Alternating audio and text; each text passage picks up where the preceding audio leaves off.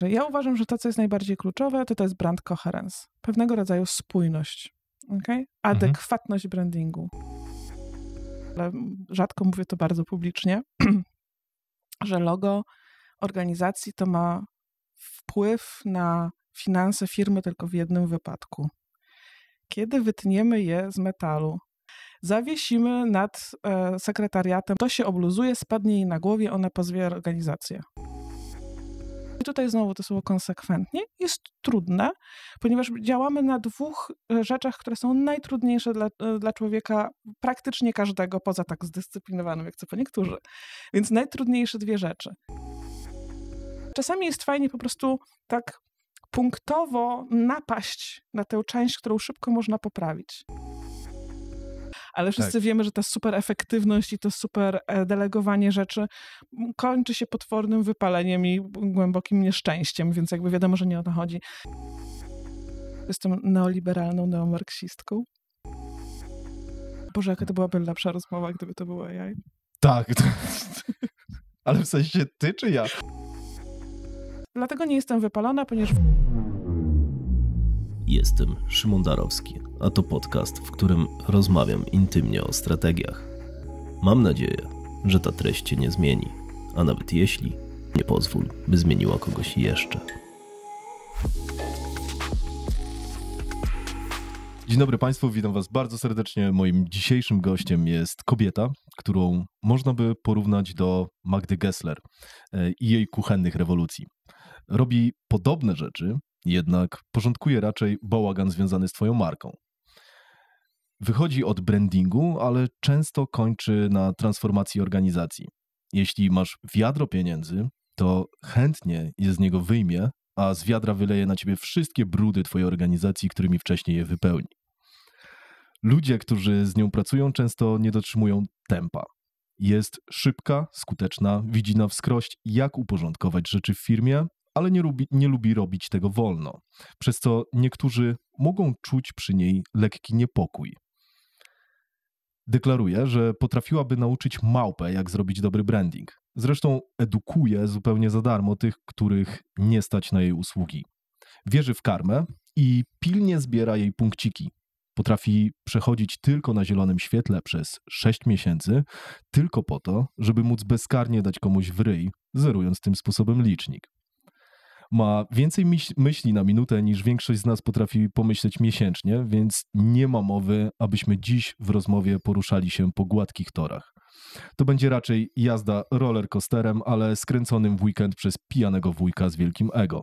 Więc zapnijcie pasy, panie i panowie, przedstawiam wam mojego gościa. Przed wami właścicielka Leniwa Studio, członkini zarządu Instytutu Brandingowego IBRA, prywatnie przeciwniczka krajowych lotów, opodatkowania pracy i zwolenniczka społecznego zamordyzmu i dochodu gwarantowanego.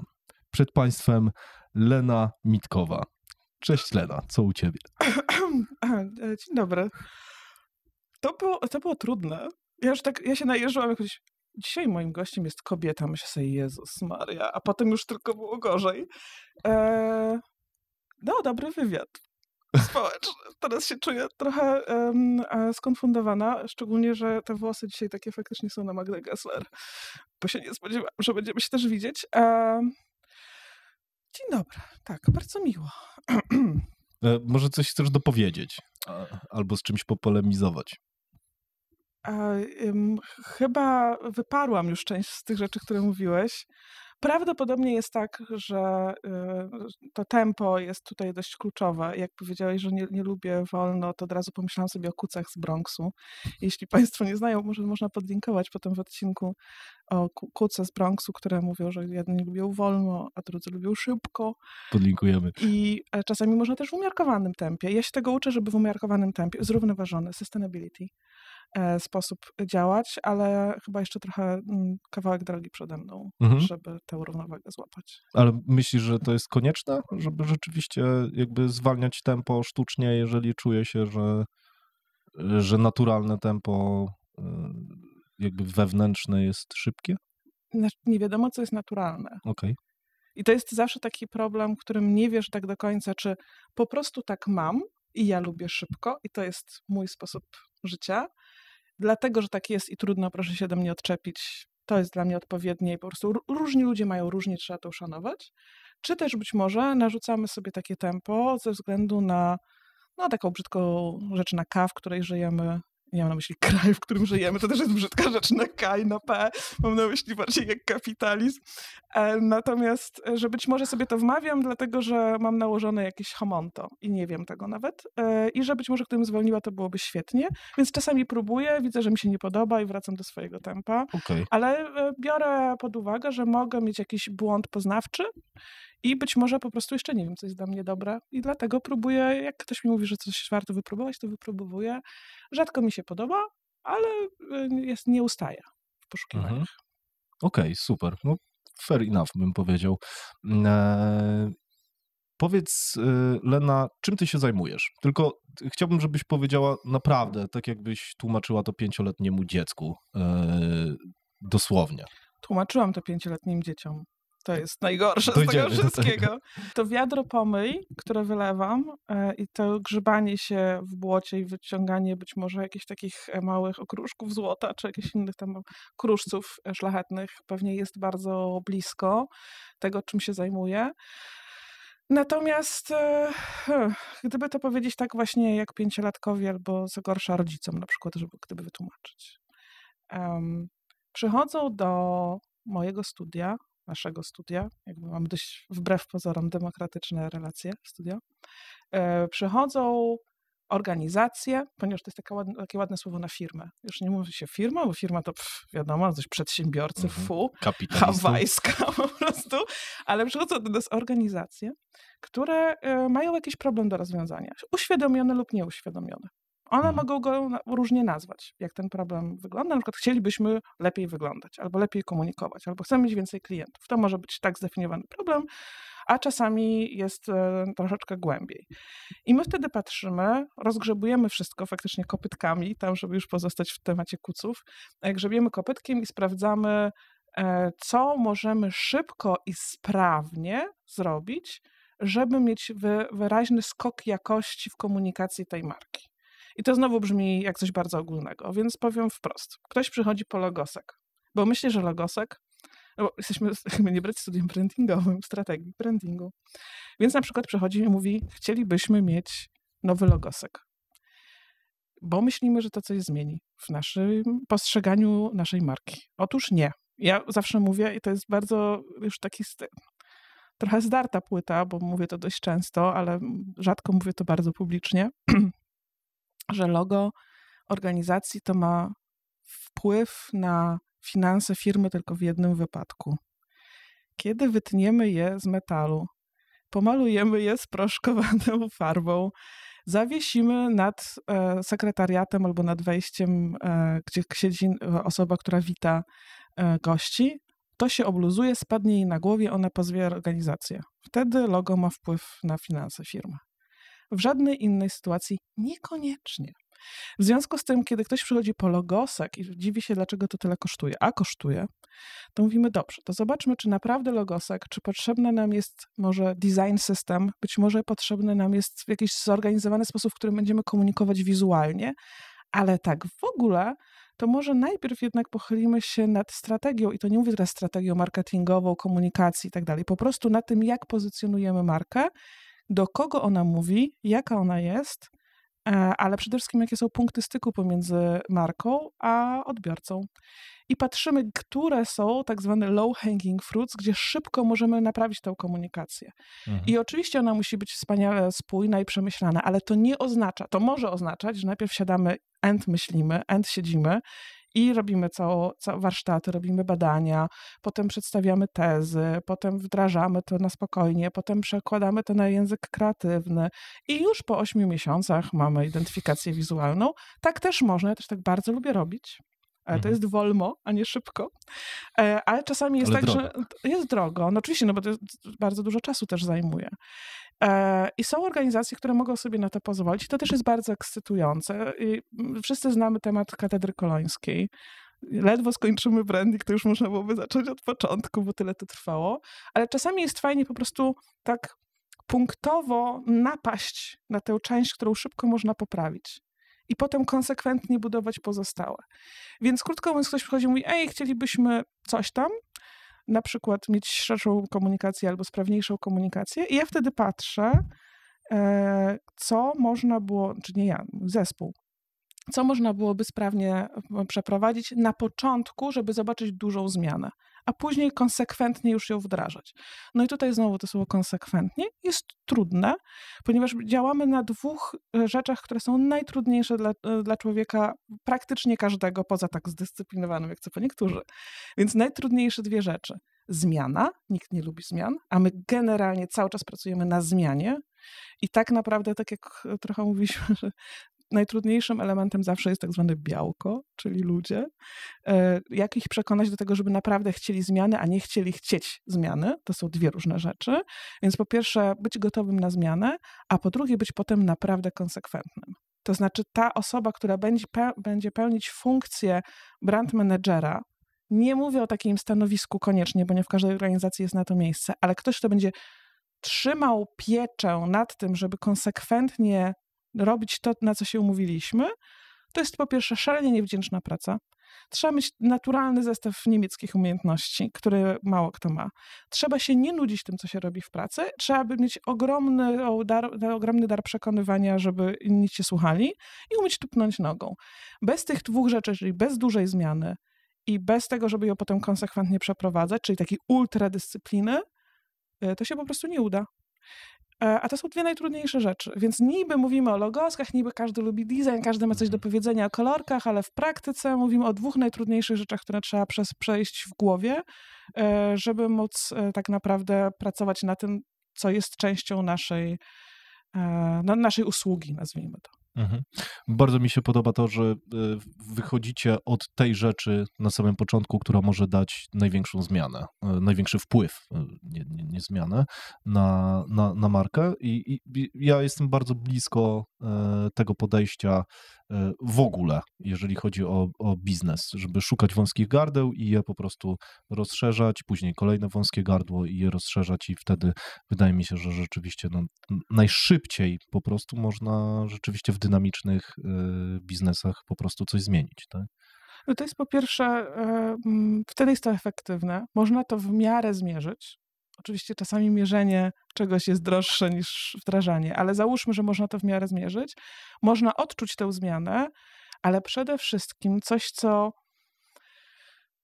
No nie, może jestem po prostu... Minęło właśnie 14 lat, jak prowadzę firmę, a już wcześniej pracowałam w tej branży, więc być może po prostu jestem stara i znudzona. To jest jedna opcja, ale też może być tak, że to jest kwestia osobowościowa. Dla mnie przy całym takim customer journey z naszym klientem jedną z ważniejszych rzeczy jest takie flow ekscytacji. Po prostu nie lubię tego wytracania energii. Ja po prostu chciałabym, żebyśmy byli cały czas... It's supposed to be fun, okay? Musimy jednak mieć dobrą energię w tym wszystkim. Nie crazy, ezoteryczną dobrą energię, nie afirmację. Mówię o tym, żebyśmy się byli w takim poczuciu sprawczości i takiego dobrego flow. I dlatego mniejsze kawałki żaby do gryzienia są tutaj po prostu bardziej efektywne. I też jestem w stanie wtedy udowodnić, że branding, czy też te działania wszelakie komunikacyjne są inwestycją, a nie kosztem. Jeśli mamy te mniejsze części procesu, to mogę wtedy udowodnić, że to jest inwestycja, a nie koszt. I to nie tylko taki koszt finansowy, no bo co prawda my jesteśmy drodzy, ale to nie tylko o to chodzi, tylko chodzi przede wszystkim o koszta ludzkie i o koszta czasowe. Jakby szanujmy swój czas. Jakby ja nie jestem do końca zwolenniczką tego 4-godzinnego tygodnia pracy i w ogóle tych super optymalizacji, bo wszyscy wiemy, że te rzeczy już przeszło. Być może do nas nawet Tony Robbins przychodzi z opóźnieniem, ale wszyscy wiemy, że ta super efektywność i to super delegowanie rzeczy kończy się potwornym wypaleniem i głębokim nieszczęściem, więc jakby wiadomo, że nie o to chodzi. Tym niemniej przelewanie z pustego w próżne i robienie procesów dla samych procesów i milestonesów dla samych milestonesów jest kompletnie zbędne, więc róbmy szybko, zwinnie, agile'owo i fajnie jest widzieć od razu rezultaty swoich prac i wtedy podtrzymujemy taką chęć i mamy jeszcze taką energię niewytraconą do działania i to jest dla mnie z jednej strony ważne, żeby utrzymywać klienta w nastroju. Oczywiście, to jest jakby część mojej pracy, uwielbiam ją, ale przede wszystkim dla mnie to, co jest dużo bardziej kluczowe, to jest mój zespół. Że po prostu, żeby nie mieć tej przenoszonej ciąży. Cokolwiek to znaczy. Jakby żebyśmy nie byli zmęczeni procesami. Okej, rozumiem to. No, większość takich przedsiębiorców, którzy siedzą na przykład 5 lat w jednym biznesie, rzeczywiście czuje takie wypalenie i ty mówisz o 14 latach, to jest szapoba, z tym, że no, chyba właśnie szukasz tych zmian cały czas, więc może dlatego masz tyle energii, żeby siedzieć właśnie w tym biznesie, tak? Znam ludzi, którzy mają po 6 biznesów, zmieniają je, wygaszają i tak dalej, bo właśnie, ze względu właśnie na te powody, o których mówisz, o tą... Ja w dużej mierze sobie tak czasami wyobrażam, co jest kompletną nieprawdą, ale proszę nie mów mi tego, bo będzie mi szalenie przykro. Czasami sobie tak wyobrażam, że część mojej pracy, którą mnie nikt nie prosi, nikt mi za nią nie płaci, to jest po prostu taki plugin, który ja sobie dorzucam po prostu do mojego dnia pracy. To jest jak chyba w Polsce to się nazywało amerykański program nazywa się Shark Tank. A, tak. W Niemczech Die Höhle des Löwen. Co? Możesz to powtórzyć jeszcze raz? Die Höhle der Löwen, czyli jaskinia lwów. A u nas to się, jak to się u nas nazywa? U nas to się nazywało... A było coś, kurczę. Ale to było bardzo przyjemnie robione. 3 inwestorów siedzi i mówi, ja w ciebie zainwestuję, tak? Właśnie nie w jaskini lwa, to się w jaskini złotej róży. Nie, u nas ten tytuł był jakiś lamerski. Taki w każdym razie... Coś ze smokiem? Nie smoki. Nie. Rekiny może. Nie, też nie. Dobra. Może. Jakieś zwierzę jakby... Kiedy gawra cię zje, nie? Albo w gawrze. Nie, myślę, że nie tak się nazywało. Nie idźmy tym tropem. W każdym razie tak sobie to wyobrażam. To znaczy często jest tak, że przychodzą do mnie klienci z bajdurzeniem potwornym. Dragon's Den, ale to w Polsce był to taki tytuł, tak? Tak, był. Okay, no, czyli jednak, musiałem poszukać. Nie, to na pewno nie są smoki. Nie, na pewno no więc nie. jakby, smoki. No więc dobrze, więc jakby ja sobie wyobrażam, że jestem taką smoczycą i czasami jest tak, że klienci przychodzą i mówią, no totalne jakieś bajdurzenia. Bieganie po wzgórzach Ugandy po prostu. Wymyślają sobie jakieś wspaniałe biznesy i ja wtedy siedzę i mówię, nie, to się nie uda. I nikt mnie o to nie pyta. Ja właściwie miałam zrobić do tego logo. I czemu ja się wtrącam?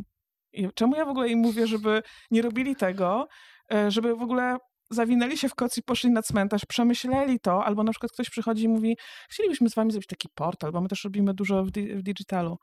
Czy możecie nam zrobić? Właściwie po jednej stronie mam, 100 kafli wpada za portal, a po drugie, ale druga część mnie mówi, ale to już istnieje. Tu jest link.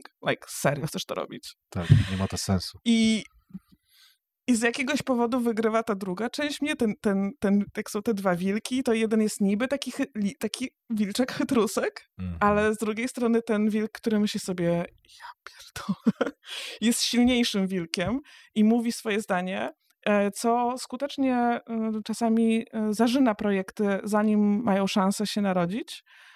Taka aborcja projektowa się dokonuje, ale to może i lepiej, bo nic dobrego by z tego nie wyrosło. Dokładnie, po co ci portfolio pełne po prostu umarlaków, ale tak? też z drugiej strony też sobie myślę, że po prostu często jest tak, żebyśmy nie dowieźli tego projektu do końca. Podobnie jak nie łapiemy się na przykład w ogóle osobowościowo z klientem, to albo ja wtedy się wycofuję i daję naszą design managerkę Saskię na pierwszy front, albo kogoś zupełnie innego jeszcze z firmy, gdzie widzę, że będzie flow, ale jeśli z nikim od nas nie będzie takiego ludzkiego porozumienia na poziomie dobrych zasad, manier, kultury z nikim, no to nawet nie próbuję na siłę utrzymać tego klienta, bo po prostu wtedy projekt zepsuje się później, tak? No więc wracając, dlatego nie jestem wypalona, ponieważ wyobrażam sobie, że właśnie jestem taką smoczycą i że czasami też decyduję o może nie ludzkich losach, ale losach organizacji i faktycznie zdarza się, że pchniemy tę bilę, tak? W bilardzie są bile, tak? I ona jak w pinballu odbije się zupełnie w innym kierunku, czyli ktoś przychodzi, żeby zaprojektować X, a my mówimy, fajnie, ale zmienimy ci teraz biznes, bo ewidentnie to nie zadziała. Jeśli chcesz naprawdę robić, a ja lubię pieniądze i jakby lubię przynosić ludziom pieniądze i lubię mówić o pieniądzach, to tak będzie bardziej efektywnie, zaufaj nam i wtedy nagle się okazuje, że to jest ekscytujący projekt, bo nie opakowujemy tego prezentu, który ktoś nam przynosi. To nie jest tak, że my jesteśmy na takiej ladzie do pakowania i dajemy kokardę, tylko mówimy, miś dla 16-latki niekoniecznie. Nie? W sensie jesteście troszkę spóźnieni z waszym prezentem, więc zmieńmy prezent, zanim go zapakujemy. Mhm. Wiemy mniej więcej przynajmniej, co robisz, tak? Wejdę do tego głębiej, bo już bardzo mocno nawiązałaś do tych rzeczy, o których będę chciał rozmawiać, ale powiedz mi, co robisz właśnie dla kasy, co robisz dla misji i kim jesteś, ale nie jeżeli chodzi o twój zawód. Bo długo zastanawiałem się nad tym, jak w ogóle rzeczywiście, jak ludzie się definiują. Tak? Ostatnio mieliśmy bardzo długą w ogóle definicję, dyskusję o tym, jak ludzie definiują siebie i większość ludzi mówi, no tak, ja jestem copywriterem, no tak, ja jestem właścicielem firmy, która robi to i to. Ja jestem multiprzedsiębiorcą, który ma 6 firm i robimy akurat teraz to i to, tak? Ale wydaje mi się, że definicja człowieka przez to, co robi, to jaki ma zawód, jakie ma stanowisko, to jedno, ale to, kim jest jako człowiek, jak siebie definiujemy, jaki ma taki metaobraz siebie, jak z tej sceny, jak Neo w Matrixie wpada z Morfeuszem i patrzy, że nie ma wtyczek, bo to jest jego metajaźń, tak? Ma wtedy fryzurę konkretną i tak dalej, nie? No to chciałbym, żebyś mi powiedziała właśnie, kim jesteś z tej drugiej strony i co robisz, żeby jaką masz, nie wiem, misję, może nie masz, albo... No ładne to jest pytanie. Dziękuję. Bardzo ładne, takie, że kim jesteś. Na pewno nie definiuję się już przez to, jaką prowadzę firmę. W sensie prowadzę firmę. Uważam, że Leniwa Studio to jest coś więcej niż prowadzenie firmy, ale no też bez przesady. Na koniec dnia jakby jesteśmy gdzieś w KRS-ie, nie? Więc jakby... PNL na końcu. Dokładnie. Więc pewnie już nie widzę siebie głównie jako osoby, która prowadzi studio, chociaż niewątpliwie zajmuje mi to najwięcej czasu dziennie. Kilkanaście godzin zazwyczaj. Więc trochę trudno byłoby to zignorować, bo jak odejmiemy od tego jeszcze spanie, no to dużo mi tam nie zostaje, nie?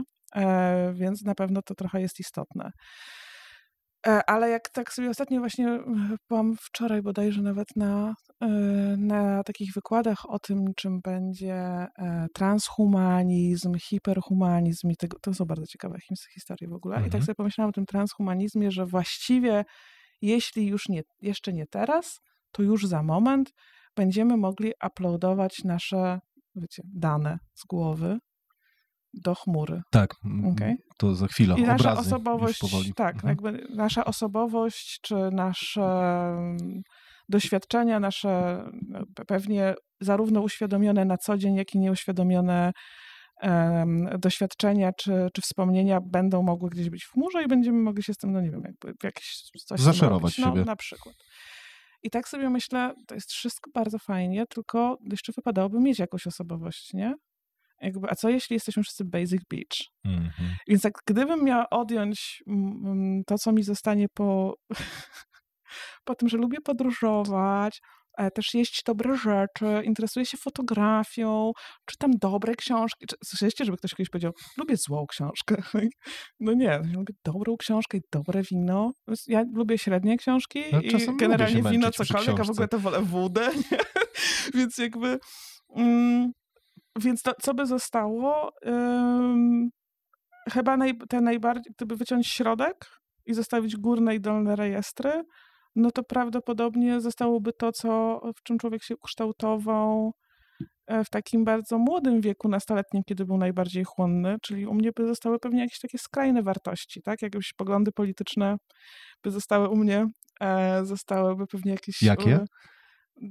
Dość daleko idące lewicowe, bardzo. Lub też jak mawia mój serdeczny kolega z Ibry, Kuba Kędzia, który lubi mi dokuczać szalenie, że jestem neoliberalną neomarksistką. Więc być może to jest to. Więc być może te skrajności by zostały, tak? Po prostu to takie naprawdę zupełnie brzegowe i pewnie jakiś zbiór wyborów estetycznych, tak mi się wydaje. Taki, który prawdopodobnie byłby gdzieś leciałyby w tle bębenki i by było grane alerta antyfaszysta i gdzieś do tego by zostało trochę okultyzmu wizualnie i pewnie to by zostało tak pod koniec z tego, kim jestem. Bo takie smutne... Oczywiście, no... Fajne podsumowanie, czyli ten branding, design i tego typu tematy, to rzeczywiście widzę, nie są gdzieś tam w rdzeniu twoim, bo tak starasz się chyba definiować świat przez ten pryzmat, z tego co widzę. No pewnie tak. Okay. Że ja bardzo dużo rzeczy przetwarzam, że nie mówię, że więcej niż inni. To jest bardzo miłe, to powiedziałeś na początku, ale jakby nie jestem pewna, czy tak jest. Natomiast na pewno dużo ładuję sobie na talerz, tak? Jakby, nie wiem, czy pamiętacie, kiedyś jak była Pizza Hut, wchodziła, mogę mówić o brandach? Taki sobie tam, wiecie, brand. Możesz. Wytniemy albo wyślemy im fakturę. Dokładnie.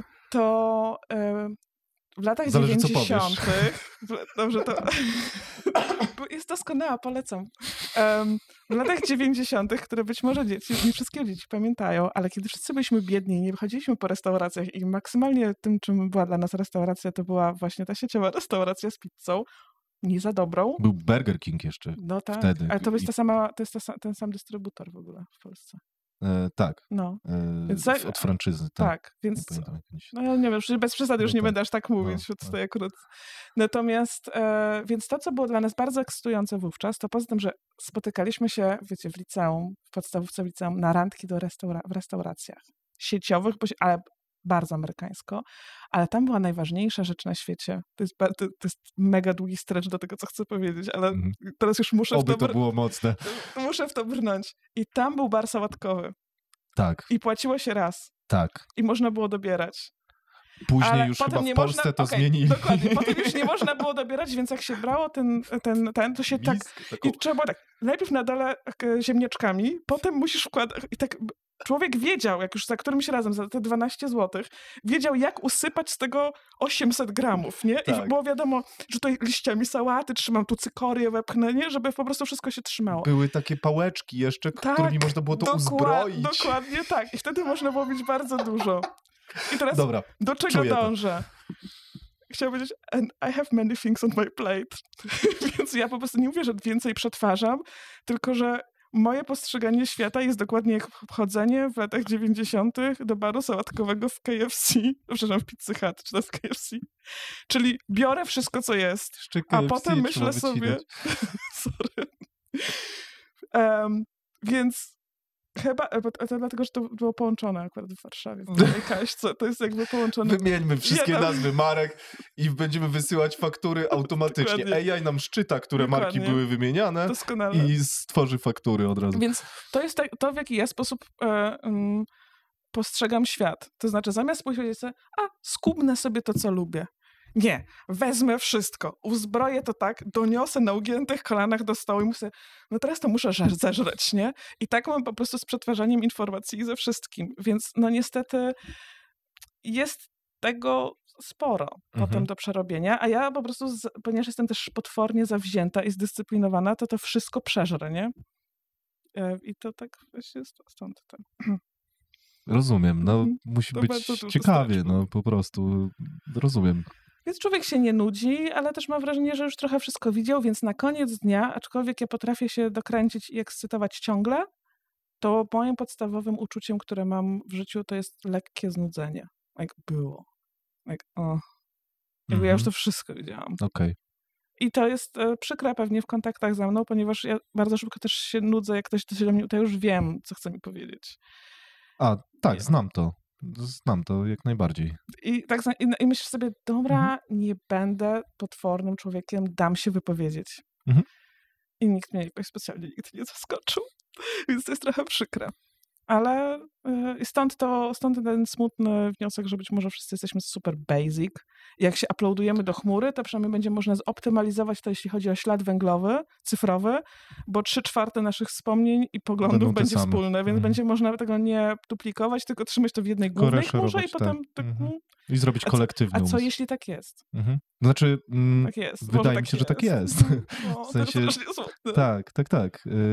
Z drugiej strony AI mogłoby wziąć te wszystkie jaźnie i zrobić z tego przeciętnego człowieka. Tak? Tak jak grafiki, które wychodzą z Journey, to też są po prostu połączenia innych grafik. Taki sobie scenariusz, nie? Ale tak, w starym filmie AI chyba po prostu się nazywał, gdzie dziecko, robot... Nie widziałam tego. Przysięgam, że nie. Ja w ogóle, możesz zapytać mnie o dowolne wszystkie filmy, które wszyscy widzieli. Ja ich nie widziałam. Okej, to bardzo stary film, klasyk zresztą. Ja wiem, ale To trzeba go obejrzeć, bo tam jest fajna wizja wyprzedzająca tamte czasy, a dzisiaj mówiąca rzeczywiście o tym, że... No i że odczekałam że tak może być. Mogę... Tak, i on teraz stał się aktualny. I po co trzeba było to oglądać wcześniej? Wystarczy poczekać. Tak. Lena, ja mam z tobą do zapytania tyle tematów. Chciałbym przejść do frameworków kiedyś, jeszcze w tym podcaście, bo to jest moja główny konik, który chciałbym od ciebie wyciągnąć, ale podrążę jeszcze trochę. Powiedziałaś u Filipa bodajże, za mało rozmawiamy o filozofii, za mało rozmawiamy o etyce, moralności, a za dużo o lifestyle'u. Twoje słowa. W sensie trochę je zmodyfikowałem, bo ta wypowiedź była dłuższa, ale to jest kondensat. To tak jakby AI, twoją frazę. No muszę przyznać, że przynajmniej kilka razy dziennie mam taką refleksję, że ja tak bardzo nienawidzę lifestyle'u i że gdyby on zniknął, nie wiem jak to jest możliwe, nie jest to możliwe oczywiście, ale gdyby zniknęła ta zmienna na świecie, to świat byłby lepszy. I oczywiście, czy ja robię w lifestyle'u? Tak. Czy duża część tego, za co wystawiam faktury, to jest budowanie potrzeby jakiegoś lifestyle'u? Tak, ale czy ja bym z rozkoszą robiła inne rzeczy, które byłyby bardziej przydatne społeczeństwu? Również tak. Więc tak, myślę, że to jest problematyczne. Ostatnio wykładałam na uczelniach 2 i złapałam się na tym, że pokazywałam studentom, w jednym wypadku to byli podyplomowi studenci, tacy w moim wieku plus, znaczy bez przesad. Młodsi oczywiście, ale również aż prawie w moim wieku, bo jestem bardzo stara. A w drugim przypadku to byli 20-parolatkowie i pokazywałam, coś tam opowiadałam o tym, czym jest branding, największy bullshit w brandingu i tak dalej i pokazałam im Naomi Klein na zdjęciu. No i właśnie taka była krępująca, tak nikt nie wiedział, kto to jest Naomi Klein i myślisz sobie, bo ja właśnie mówiłam o tym, że słuchajcie, 30 lat po no logo, my cały czas jeszcze jaramy się brandingiem, seriously, i wszyscy tak, a co to jest no logo? To było mi bardzo smutno. I miałam taką też refleksję na koniec któregoś z tych wykładów. Ktoś zadał pytanie, dzięki Bogu, pytania z sali. Było pytanie, a jaką listę lektur by pani poleciła w temacie brandingu?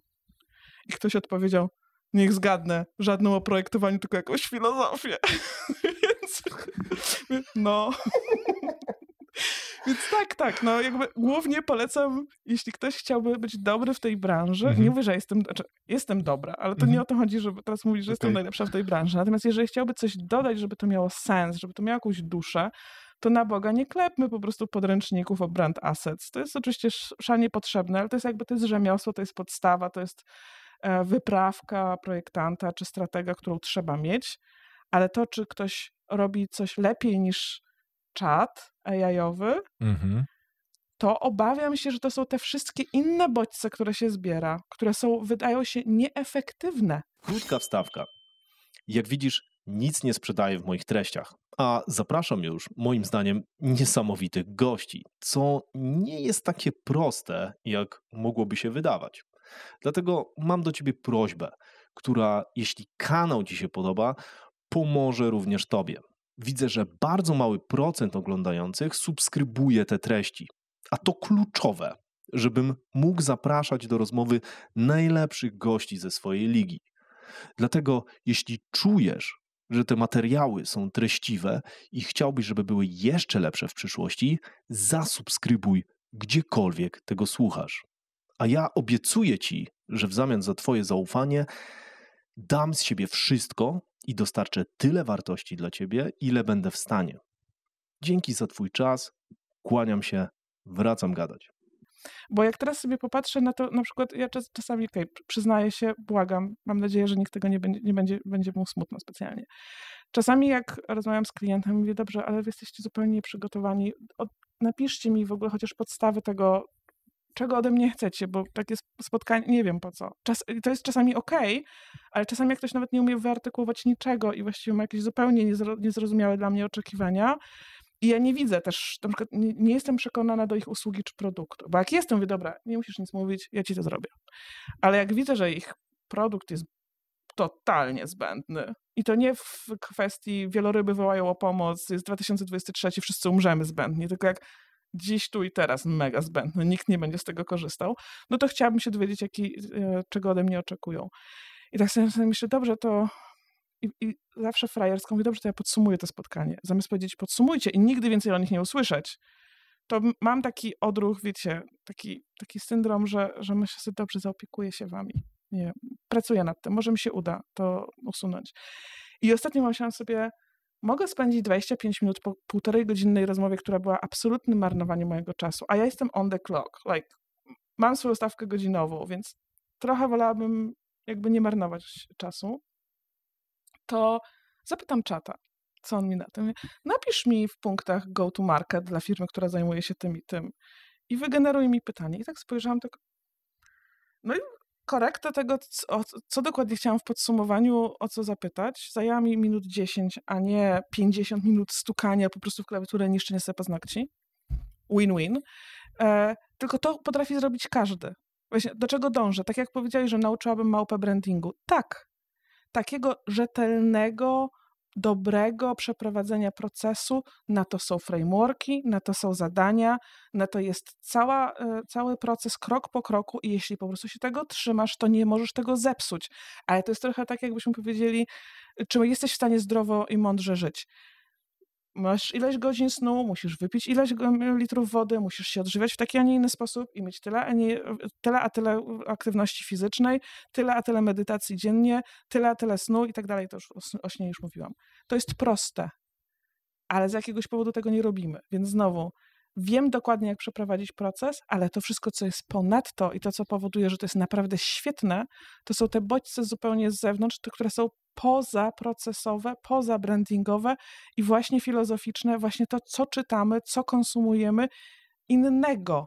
Ja teraz wróciłam na przykład z Barcelony z takiej konferencji OFF Festival o znaczy tam nie o brandingu głównie, tylko w ogóle o projektowaniu graficznym. Dość słaby festiwal, bardzo słaby. Okay. Miałem o to pytać nawet. Słaby na maksa, ale w październiku byłam na Biennale w Wenecji, po prostu oglądałam sztukę nowoczesną przez tydzień. Jestem pewna, że jestem lepszym brandingowcem po Wenecji, niż będę kiedykolwiek po Barcelonie. Jakby, wiesz, jeżeli chodzi o miasta również, ale jakby mówię o tym, jakie mam bodźce. Dla mnie wyjście, i tak sobie czasami robię, że mam całą taką niedzielę w Warszawie, gdzie chodzę po prostu po galeriach, niehandlowych, i to nie tylko dlatego, że nie ma już niedziel handlowych, tylko po prostu, bo inne galerie są ciekawsze. I to mi daje więcej, niż gdybym teraz siedziała i czytała 10 zasad brandingu, które musisz wdrożyć, albo czytała blogi o ludziach, którzy zajmują się brandingiem. No na Boga, jeszcze co, może archetypy marki? Nie. Musisz mieć te wszystkie rzeczy, które są nieoczywiste, które są poza 10 rzeczy, które powinieneś przeczytać, żeby zostać dobrym brandingowcem, na które odpowie ci ChatGPT.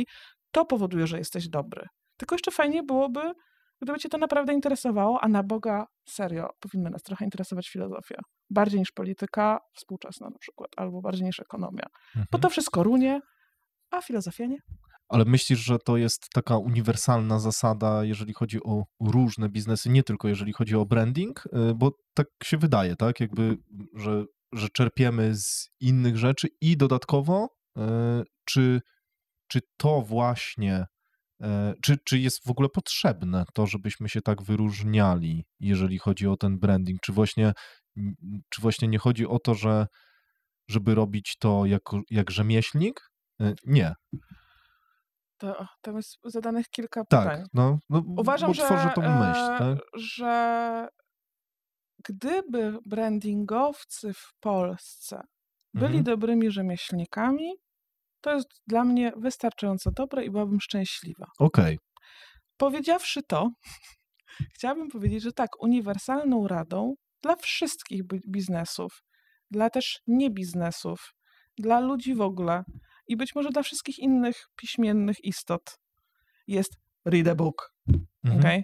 Like, to jest dużo bardziej wartościowa rada, najbardziej wartościowa rada, jaką można byłoby dać. Tak, powinniśmy nadawać sobie więcej wrażliwości, mieć większą ekspozycję na słowo niż na obraz, mieć więcej czasu na refleksję i dawać sobie tę przestrzeń. I tak ludzie, którzy czytają książki, cokolwiek to znaczy, nawet niech sobie czytają kryminały, lepiej nie, ale jakby, nawet jeśli są, niestety, gdybyśmy mieli bardzo, bardzo, bardzo, bardzo, bardzo skrócić, prawdopodobnie bardziej wartościowi osobowościowo i ciekawsi w przebywaniu i w wymianie myśli, niż ci, którzy nie czytają, a na przykład oglądają dużo fajnych teledysków. Nic przeciwko teledyskom, ale jednak chyba wszyscy wiemy, że jakby tak czasami się tak łapiemy, czy ktoś ma duszę, czy nie. No i być może to są stare dusze, być może spotkaliśmy się gdzieś wcześniej, być może jakikolwiek inny ezo bullshit, a być może są po prostu oczytani ludzie, którzy mają coś do powiedzenia i po prostu to się czuje, czy masz do czynienia z kimś, kto jest oczytany, czy nie. TikTokizacja. Cudownie. Ja kocham TikToka, niestety. Jestem tak? absolutnie uzależniona od TikToka. Okay. No właśnie, wiem, że masz takie zdanie, że nie dziwne jest to, że jesteśmy uzależnieni od TikToka jako ludzie, tak? Ja uważam ogólnie TikToka jako rzeczywiście świetną maszynę, świetnie zaprojektowaną i chyba najbardziej niemoralną maszynę, jaką widziałem do tej pory, jeżeli chodzi o ludzi. No. Projekt pod tytułem włącz mnie, żeby wyłączyć sobie mózg i możesz to robić przez godzinę dziennie albo 2 godziny dziennie, wykorzystując po prostu zasady właśnie związane z mechanizmem uzależnienia, tak? No, sorry, ale w sensie rozumiem, dlaczego to działa, rozumiem, jak jest to zrobione, ale jest to mega chamskie, tak? No nie znaczy oczywiście, że nie wytniemy stąd TikToków i na niego nie wrzucimy, tak? No bo no sorry, tak? No będziemy korzystać z tego nurtu, z tym, że z drugiej strony no uważam, że jest to mega taka machina trudna do zaakceptowania dla mnie. Trzeba przede wszystkim zaakceptować to, że jesteśmy wszyscy na to podatni i że nikt nie jest lepszy w tym, albo na przykład, że właśnie na przykład to czytanie książek jako super tarcza spowoduje, że nie wsiąkniesz w TikToka, każdy wsiąknie i trzeba sobie po prostu zdać z tego sprawę i popatrzeć, jakimi jesteśmy triggerowanymi zwierzątkami. I ja obserwuję to u siebie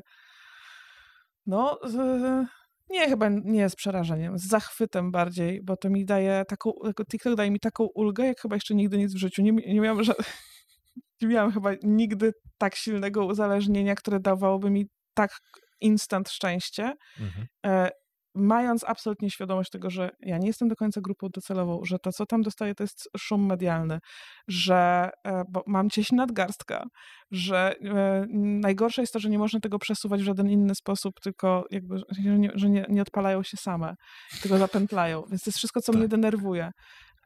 Na dodatek jeszcze mamy te takie, całe kwestie bezpieczeństwa na TikToku. Tego, czy być może Chińczycy chcą nas ogłupić, a swojej młodzieży, na szczęście ja już nie jestem młodzieżą, ale swojej młodzieży dają wartościowy content, a naszej głupi. Ale ponieważ ja co do zasady uważam, że świat zaraz spłonie i nie ma przed nami żadnej przyszłości, no to fajnie, że jest TikTok, nie? Jakby, który trochę tego cierpienia codziennego za mnie zdejmuje. To jest lepsze niż alkohol. No tak. Wyłącza po prostu super. To jest jedyna rzecz, którą bym zamieniła za Campari, nie? Okej. A to już coś znaczy. Jakby ci, co mnie znają, wiedzą, Campari TikTok głęboko weszło. Okej, rozumiem. Czyli Matrix za pomocą TikToka bardziej niż za pomocą metaversu, tak? Tak Tak też bym to podsumował. No dobra. Chciałbym przejść do twojej, trochę skręcić i przejść do tego, czym się zajmujesz, a wprowadzeniem do tego mógłby być też cytat ciebie. Przestańmy generować potrzeby, zacznijmy odpowiadać na te, które już są. Okej? I na takim metapoziomie, moim zdaniem, to jest trudne nie generować tych potrzeb, tylko odpowiadać na te, które istnieją, no bo ja jako, nie wiem, przedsiębiorca, posiadając firmę, chcę, żeby ludzie kupowali ode mnie i chcę, żeby mieli tą potrzebę. Oczywiście, jeżeli znalazłbym dzisiaj rozwiązanie na przykład na jakąś ich potrzebę, którą już mają, byłoby łatwiej, no ale umówmy się, tak? Przykładowo, dzisiaj wokół tego podcastu budujemy też firmę, która będzie produkowała content wideo i też obsługę techniczną dla innych podcastów, tak? Na co komu to? Tak na dobrą sprawę. Dokładnie, na co komu to? Ale z drugiej strony, mówię, no chciałbym generować na potrzebę, żeby ludzie zostawiali u mnie kasę, tak? Więc jakbyś się do tego odniosła? Bo to też ty powiedziałaś. Będę mnie zawsze ścigać te zdania, bezmyślnie, po prostu jakieś wyplute, w ogóle jest kompletnie... To jest troszkę tak, że oczywiście wszyscy żyjemy w takiej, a nie innej sytuacji rynkowej i niewątpliwie jest tak, że do pewnego stopnia generujemy nowe potrzeby.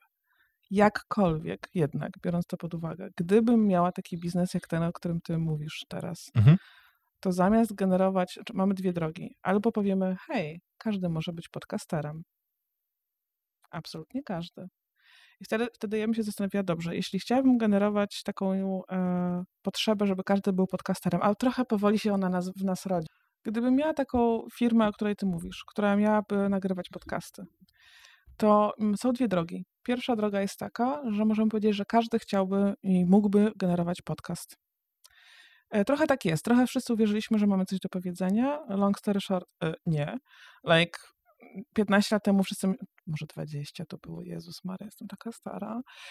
Wszyscy myśleliśmy, że będziemy, uwaga, to będzie teraz tylko gimby nie znają, kominkami. Okej, że każdy może być vlogerem. Teraz wrzuciłam. Jakby przewijaliśmy kasetę i czytaliśmy kominka. Więc tak jak uwierzyliśmy kiedyś, że będziemy blogerami wszyscy, to teraz myślimy sobie wszyscy, że będziemy podcasterami. I youtuberami też. A youtuberami to było chyba, 10 lat temu, tak, 7. A dzisiaj te podcasty wchodzą w format wideo, nie? No tak, ale jakby, pewnie tiktokerami też. Chociaż tam się wszyscy tam jeszcze bronią, o Jezu, właśnie nie będę miał TikToka, jakby tak, dude. Będziesz miał. No ale okej, więc z jednej strony możemy grać na tym bębenku, że każdy może być i to jest generowanie nowej potrzeby. Wówczas, żebym miała semi-czyste sumienie, pomyślałabym sobie i wzięłabym sobie mocno na warsztat i rozpykała, możemy to zrobić w ogóle, jak będziesz chciał, rozpykała, co więcej poza generowaniem szumu może dać mi nagrywanie podcastów. Co mnie jako osobie. No i właśnie, bo na przykład... I wtedy, generują ten szum, nagrywamy, przechowujemy to w chmurze, przewalamy ten po prostu CO2 na wielkich serwerach i to właściwie nikt tego nie będzie słuchał, albo ludzie, wiesz, że ludzie słuchają podcastów na 1,4, żeby zdążyć ze wszystkim? No ja na 2. Okej, no to...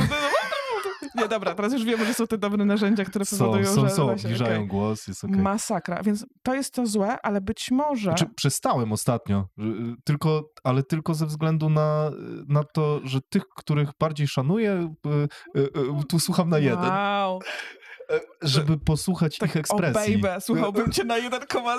To jest takie ultimatywne po prostu. Taki... Jak można poderwać dziewczynę? Słuchałbym cię na 1,0. Dobrze, fajne, podoba mi się. Podoba mi się to. Tak. Bardzo insiderskie, ale gdyby zrozumiała, to już jest po prostu wielka miłość. Natomiast być może przestańmy udawać, że robimy podcasty dla kogokolwiek innego niż dla siebie. Dokładnie. I jeśli tak jest, to w takim razie co ja mogę wszystko wyciągnąć z mówienia do mikrofonu? I wtedy bym zbudowała biznes nie tylko wokół nagrywania, tylko wokół tego, żeby, no nie mówię, że karta mikrofonowa, tylko zbudowałabym cały biznes wokół tego, jak jeszcze kogoś można na przykład budować w tym, motywować albo budować jakby jego jakąś tam rezyliencję, czy zdejmowanie impostor syndromu, czy jakieś te wszystkie inne buzzwordy, które można tutaj użyć, co mu naprawdę psychicznie pomoże, ale nie obiecywałabym mu, że ja go tak nagram, że go wszyscy będą słuchać. Because nobody cares. Okay? Więc jakby w takim razie po co to jest, tak? Jakby w tym modzie. A druga rzecz, którą można byłoby zrobić, żeby nie generować kompletnie pustych przelotów, to zobaczyć, pogadać z tymi, którzy są nagrywani w różnych miejscach i zobaczyć, co można im zoptymalizować.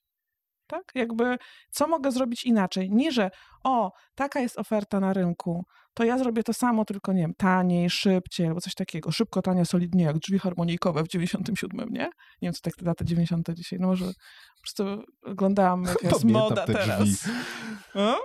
Żaluzje, drzwi harmonijkowe, tak. Szybko, tanio, solidnie. Natomiast, że być może co mogę naprawdę zmienić, żeby była jakość, nie? I na pewno daje się bardzo dużo rzeczy zmienić. Na przykład nagrywać po pijaku.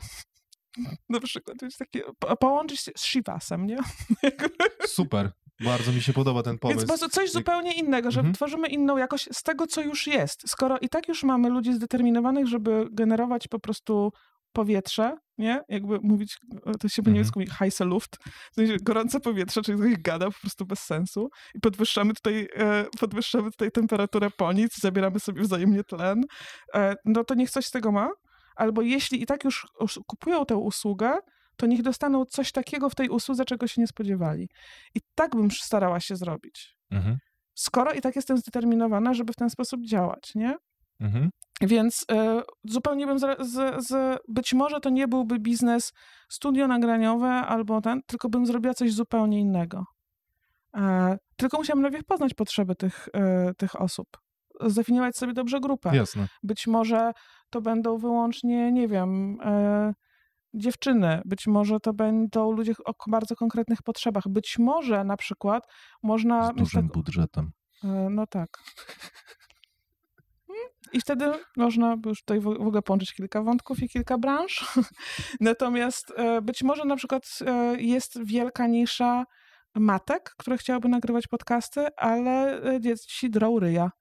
I na przykład klosze wygłuszające na dzieci byłyby side biznesem, który można byłoby zrobić, albo świetna niańka i super wyciszenie drugiego pokoju. Takich rzeczy bym poszukała, żeby naprawdę komuś coś w życiu ułatwić. I tak właśnie my budujemy te biznesy i wtedy będzie o czymś zupełnie innym. Będzie najcichszy podcast, albo najcichsze studio, albo najbardziej głośne, albo najbardziej pijane Rembo. Po prostu tutaj już płyniemy statkiem pijanym. Czy coś. Fajnie, że o tych dwóch rzeczach powiedziałaś, o tych dwóch kierunkach, no bo w sumie trochę podobnie kombinuję, tak? No bo podcast nagrywam po to, żeby mieć pretekst, żeby spotykać się z mądrzejszymi ode mnie i móc im wyciągać od nich informacje, no bo wiesz, wyobraź sobie, że dzwonię do kogoś i mówię, słuchaj, wiesz co, może spotkalibyśmy się na kawie na 2 godziny, ja wyciągnę wszystko, co masz w głowie. Mogę coś powiedzieć? Przepraszam, w sensie nie, że mogę coś powiedzieć, czy mogę ci przerwać, tylko pozwolisz, że coś powiem, co jest niezbyt... Ja dość często słyszę od ludzi, którzy mówią, hej Lena, mam nowy podcast. Ja mówię, Boże, po co? Nie? Czy mogę przyjść? Jak mogę przyjść jako Często to słyszysz, tak? Wszyscy mają teraz swój podcast. I zawsze ludzie odpowiadają, no tak, właśnie po to, żebym mogła się spotkać z fajnymi ludźmi. Bo tak to nie ma powodu. Ej, ale próbowałaś? Może naprawdę napisanie do kogoś na LinkedInie, czy mogę ci postawić kawę i ciastko i mieć godzinę z tobą rozmowy, załatwiłoby sprawę, nie? I nie musimy mieć do tego mikrofonu. Nie mówię, że to jest źle, bo ja się chętnie daję zapraszać, ale chociaż nie ma kawy i ciastka. Dobrze, kawa jest, nie ma ciastka. Jest ciasto marchewkowe z tyłu. Marchewkowe, Natomiast, więc...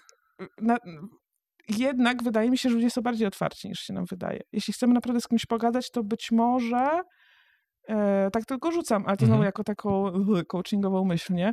Być może nie jest nam potrzebny do tego pretekst, nie jest nam potrzebny do tego kabel, mikrofon, światło Kaganiec, i tak dalej. Wszystkie te rzeczy, które mają nam dać przykład, możemy po prostu do kogoś po ludzku powiedzieć, że chciałoby się z nim pogadać. Gdyby ktoś mi coś takiego powiedział, zdarza mi się to czasem, nie wiem, że ludzie ustawiają się w kolejce, żeby ze mną pogadać. No nie, ale jakby jeśli ktoś chciałby na przykład zdarzyć jakiś pomysł, albo jakiś projektant czy projektantka, to zawsze mam dla kogoś czas. Tak, nie mówię, że to tego jest dnia, ekstra. ale jakby mam. Więc tak sobie wyobrażam, że mądrzejsi, fajniejsi ode mnie może też jakby, nie? Tak, myślę, że jest coraz większa otwartość pewnie u nas w Polsce na dzielenie się w ogóle wiedzą. Tak, no, z tym, że stwierdziłem, że fajnie by było przy okazji, skoro no, nie wiem, no, staram się wyciągać z ludzi rzeczywiście to, co mnie interesuje i mam taką hipotezę, że to może też interesować kogoś innego, tak? Więc szkoda by było marnować tych dyskusji, tak w cudzysłowie oczywiście. Fajnie by było, moim zdaniem, gdyby można było mieć taką soczewki i mikrofon i nagrywać swoje całe życie i później kawałki tego redystrybuować, jeżeli znajdzie się tam coś ciekawego, tak? Więc w myśl od siewni na przykład. Słucham? W myśl od siewni można potem oglądać. Okej, przepraszam. To Harry Potter. Nieważne. Znam, ale nie znam tego tłumaczenia. Przepraszam, ja czytałam po polsku. To znaczy... Najgorzej. Nie, wcale nie najgorzej. Teraz muszę szybko powiedzieć, jak to jest po niemiecku albo coś. Po niemiecku? Harry'ego Pottera? To by było ciekawe. No jakby... Okej, no może. Etyka w brandingu to jest taki temat chyba tobie bliski i ślad węglowy to jest dla mnie w ogóle kontrowersyjny temat. Mam wrażenie, że on jest na czasie i że wszyscy o tym mówią i że dzisiaj wysyłając maila, no może nie załączę w stopce JPEG-a, bo on zostawia też ślad węglowy większy niż jak go tam nie ma. Jest milion powodów, żeby nie załączać w stopce JPEG-a.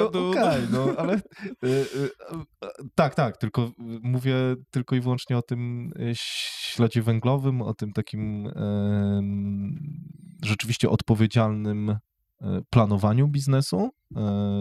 Chyba to jest bardzo bliski tobie temat, no bo wydałaś nawet publikację na ten temat a propos świadomego drukowania, tak? I bardzo dobra rzecz z jednej strony, z drugiej strony też mam znajomego, który ma drukarnię i na przykład wolałby, żeby wszyscy wszystko drukowali. Ale ja też wolę, żeby drukowali. Właśnie na tym polega cały żart, że drukowanie jest na koniec dnia o Boże, to jest wspaniałe. Na koniec dnia, jeśli miałbyś przeczytać coś, co jest troszkę dłuższe niż 2 strony A4 znormalizowanego maszynopisu, miałbyś to przeczytać więcej niż raz, to bardziej ekologicznie jest to wydrukować i mieć na papierze, niż mieć na ekranie, który świeci i pobiera prąd.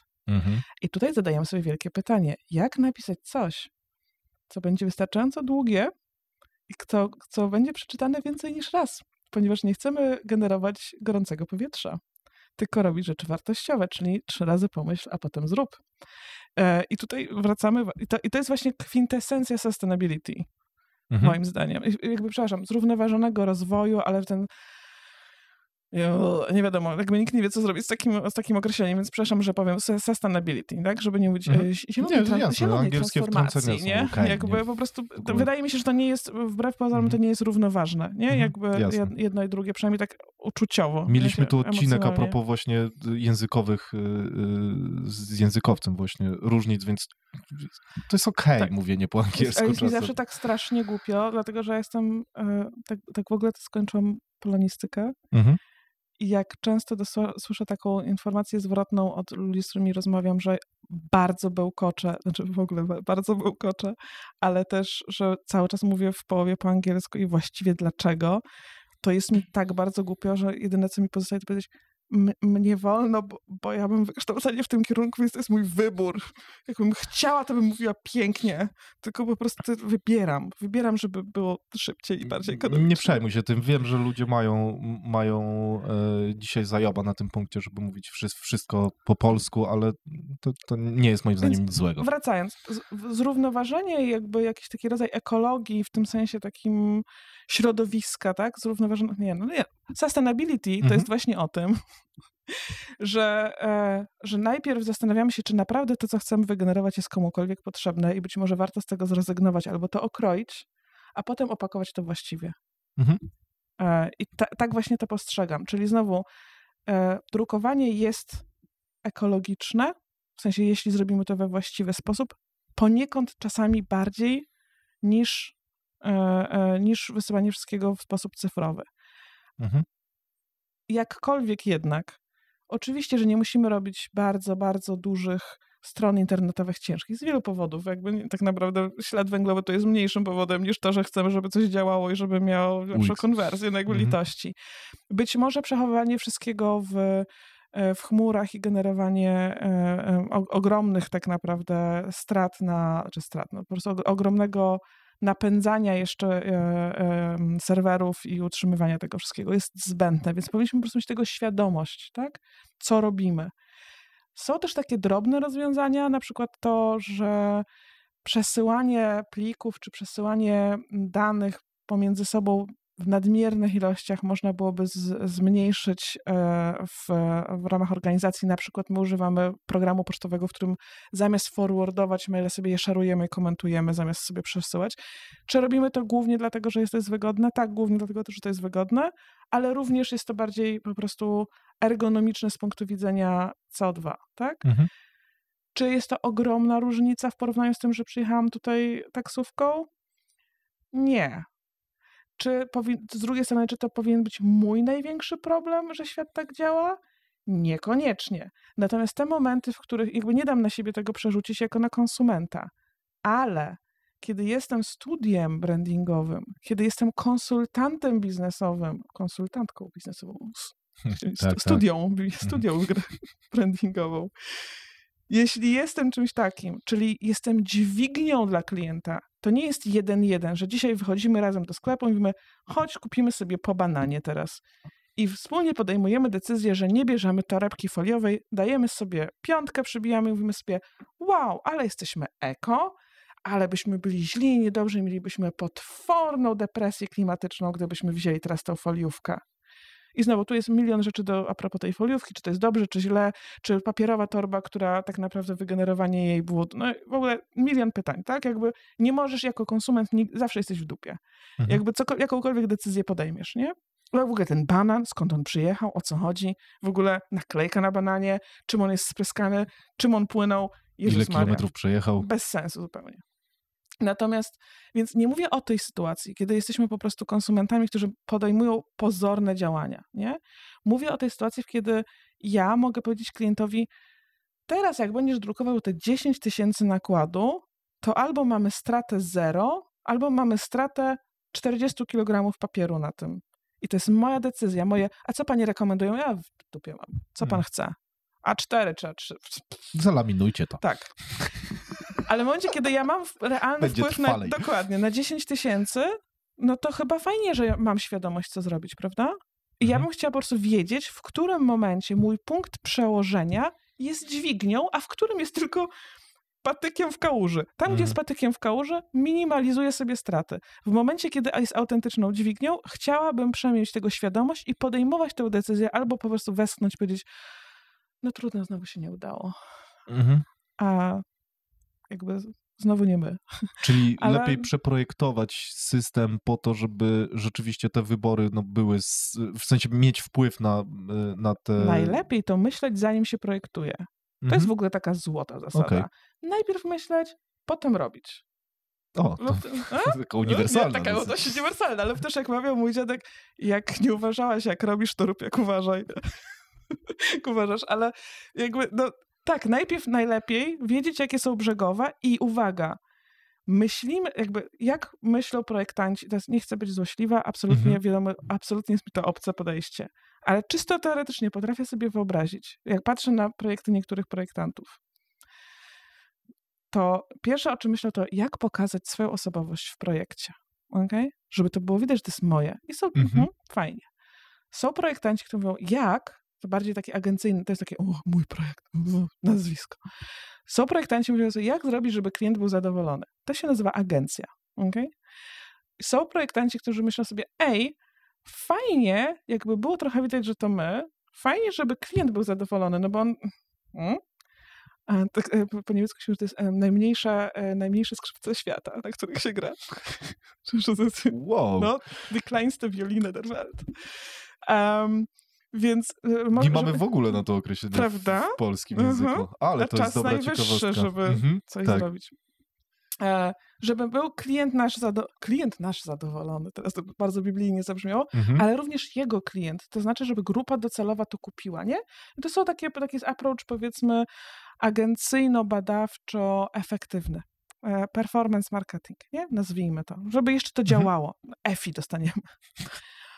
Ale powinniśmy, i ja na przykład jestem z tej szkoły, gdzie fajnie, żeby to było ładne i mądre i fajne i żeby po prostu była w tym nasza osobowość i jasne, żeby nasz klient był zadowolony i nasz pan, bo on płaci, no i na koniec dnia klienci nie przychodzą do nas po to, żebyśmy my im coś zaprojektowali, bo od tego są już AI najróżniejsze, które projektują. Oni przychodzą po to, żeby być dokochanym przez nas i żeby mieć dobry client service. W innym wypadku uploadują to sobie.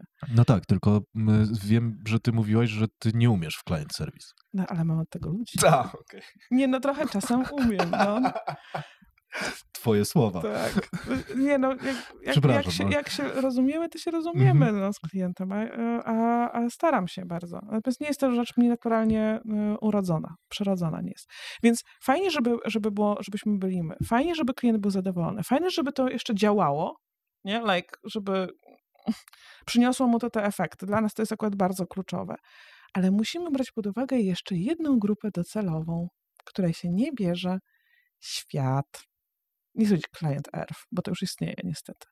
Tak? Ale tak, to jest taka organizacja dla prawników, którzy się angażują w wszystkie możliwe związane ze środowiskiem, z ekologią działania. Wow. Tak. I przylatują na zloty swoimi odrzutowcami?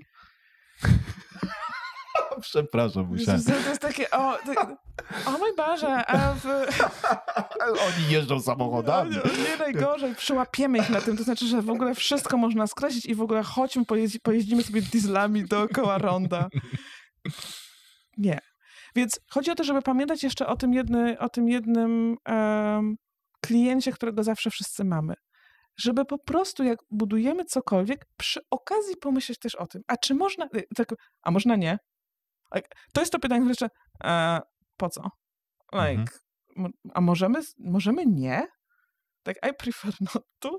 Jakby to pytanie, które możemy sobie zadawać po prostu za każdym razem i dobrze na początku, że kiedy na przykład podchodzimy procesowo do projektowania, bardzo polecam takie podejście, a nie crazy, nie moodboard, nie rzeczy, które ostatnio widziałam na Dribblu, tylko procesowo podejście do brandingu, czy tam w ogóle do jakiegokolwiek projektu, to żeby zawsze stał nad nami, albo wisiał gdzieś, albo stał był gdzieś w przestrzeni, również taki duży znak zapytania, czy możemy uwzględnić również zmniejszenie, cokolwiek to znaczy, śladu węglowego. Mówimy tutaj jako takie słowo wytrych, bo czy chodzi o to, czy my możemy go zmierzyć, jak i tak dalej. Nie o to chodzi. Chodzi o to, czy no jest możemy... już firma, która to robi, polska. Jest już mnóstwo firm, które to robią. Oczywiście możemy też kompensować sadząc drzewka. Ja to wszystko rozumiem, ale to nie chodzi o to, żebyśmy zrobili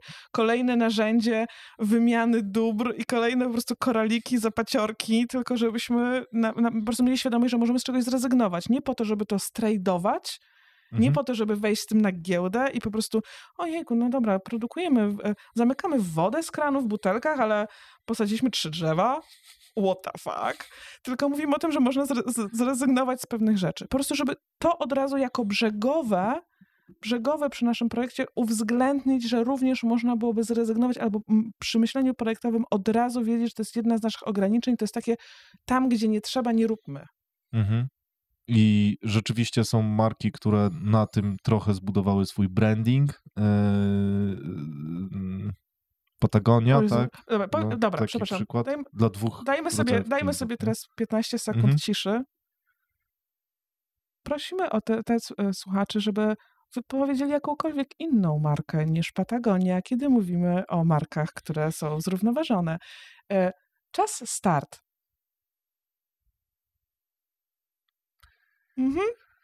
Odczepmy się od tej Patagonii, ja już po prostu Niestety, nie mogę. ja mam za małą wiedzę, żeby wymienić tu Ale inną zawsze, markę, tak? To jest nie... tak mainstreamowo kojarzona z tym marka. To jest jak Adidas, tak? No właśnie. Adidas jeszcze, faktura. Adidas, tak. To może inaczej. Żebyśmy odbili się od tej Patagonii, muszę opowiedzieć historię. Mogę? Proszę. Nasza serdeczna, w sensie nasza jak naszego studia, ale również moja prywatnie, tak sądzę, mam nadzieję, że nie będzie, że nie mówię zbyt wiele, doskonała tłumaczka Aga Zano bardzo pozdrawiam, zaznajomiła mnie z taką książką, którą serdecznie polecam, a w Patafi nie bardzo. Jest to książka z lat 80. PRL-owska książka. Dlaczego mówię PRL-owska? Nie dlatego, że wtedy tak się wydarzyło, że mieszkaliśmy, rodziliśmy się, co po niektórzy, w PRL-u, tylko dlatego, że ona jest PRL-owska mentalnie. To jest książka dla dzieci, którą można kupić na przykład serwisie aukcyjnym za złotych kilka i to mogą być dowiezione do takich, wiecie, dużych szafek, które stoją na mieście i które można otworzyć za pomocą telefonu. I bardzo polecam. Ja sobie, ponieważ opowiadała mi o tej książce, to ja sobie tę książkę kupiłam. Zaskoczona mile, że w jakichś tam antykwariatach online ona jest dostępna. I tam to jest taka przypowieść o tym, co by było, gdyby z dobrego świata socjalizmu wypłynąć na szerokie wody kapitalizmu. I tam dzieci, już nie będę teraz wchodzić bardzo w szczegóły, ale bohaterowie, naprawdę świetnie, to jest bardzo rozrywkowa książka, serdecznie polecam. Podlinkujemy aukcję jakiegoś tak, dokładnie. On jakiś taki sprzedawcy, który ma najmniej gwiazdek, tam w ogóle kiepskie opinie. Żeby... Nie, szalenie polecam. I tam jest chodzi o przypowieść, bo to jest taka opowieść-przypowieść. Jest trochę o tym, jakby było, żeby z tego naszego dobrego kraju, nie nazwanego wprost, wypłynąć do takich złych krajów, nie nazwanych wprost bardzo serdecznie kapitalistycznych, przerysowanych szalenie i jak tam się źle żyje. I tam jest taki fragment, o którym właśnie mi Aga opowiedziała i ja tak się zakochałam w tym fragmencie i muszę niestety przyznać, że to tak jak z trailerami, dużo więcej dobrych rzeczy w tej książce się nie dzieje, więc jakby niestety to jest best of, tym niemniej polecam. Chodzi o to, że jesteśmy w tym potwornym kapitalistycznym kraju lub też jakby powiedziałabym, dzieci późnego kapitalizmu teraz. I to się dokładnie dzieje. Jesteśmy w restauracji, w której podawane jest wyłącznie zjełczałe masło. Wyłącznie zjełczałe masło. Ale jak chcesz mieć świeże masełko, to musisz dopłacić. Okay? W sensie po prostu wyjściowo jest niedobre. Jeśli chcesz mieć naprawdę dobre, tak jak to kiedyś było to masło, pachnące, świeże, to musisz zapłacić. Tylko dlaczego tak jest? Dlatego, że mają na zapleczu ogromną maszynę, która jełczeje masło po to, żeby tworzyć potrzebę tego, że jesteśmy w stanie więcej zapłacić za świeże. Okej. I teraz tam w latach 80. to był taki przykład chyba tego, wszyscy zrywamy boki, ale by było, gdyby tak było. Teraz tak jest. Jeśli nie wierzymy, to może chodźmy wszyscy rano na biobazar, nie? I zobaczymy, o Boże, prawdziwy zakwas z buraka, tylko za 40 zł. Jakby robimy sobie opowiadamy sobie pewnego rodzaju historię, dlatego że dajemy sobie przyzwolenie na rzeczy, które są złe, tylko po to, żeby drożej sprzedawać rzeczy, które są dobre. I teraz pytanie, czy jest taka możliwość, żeby po prostu dobre rzeczy były dobre. Jaramy się Patagonią, bo są fajni dla swoich pracowników, bo robią spółdzielnie. To wszystko już było, nie? Po prostu unormalizujmy to, że to jest jakby jakiś basic i być może popatrzmy i dawajmy trochę więcej takich przykładów. I znowu, czy ja teraz z rękawa rzucę dużo więcej przykładów? Nie, ale mogę się zastanowić. Natomiast to specjalne podbijanie, wiecie, z jednej strony pracy dzieci, zaszyta rączka po prostu w Nike'ach, a z drugiej strony, hej, mamy Patagonię, ale okej, to jest co prawda kurtka za 1400 zł, ale to jest statement, kiedy tego używam, ponieważ jestem wtedy bardziej cool. Nie bądźmy częścią tego systemu. Nic przeciwko Patagonii, ale przysięgam, triggeruje mnie już za każdym razem podawanie tego przykładu. To im faktury nie będziemy wysyłać. Nie, im nie.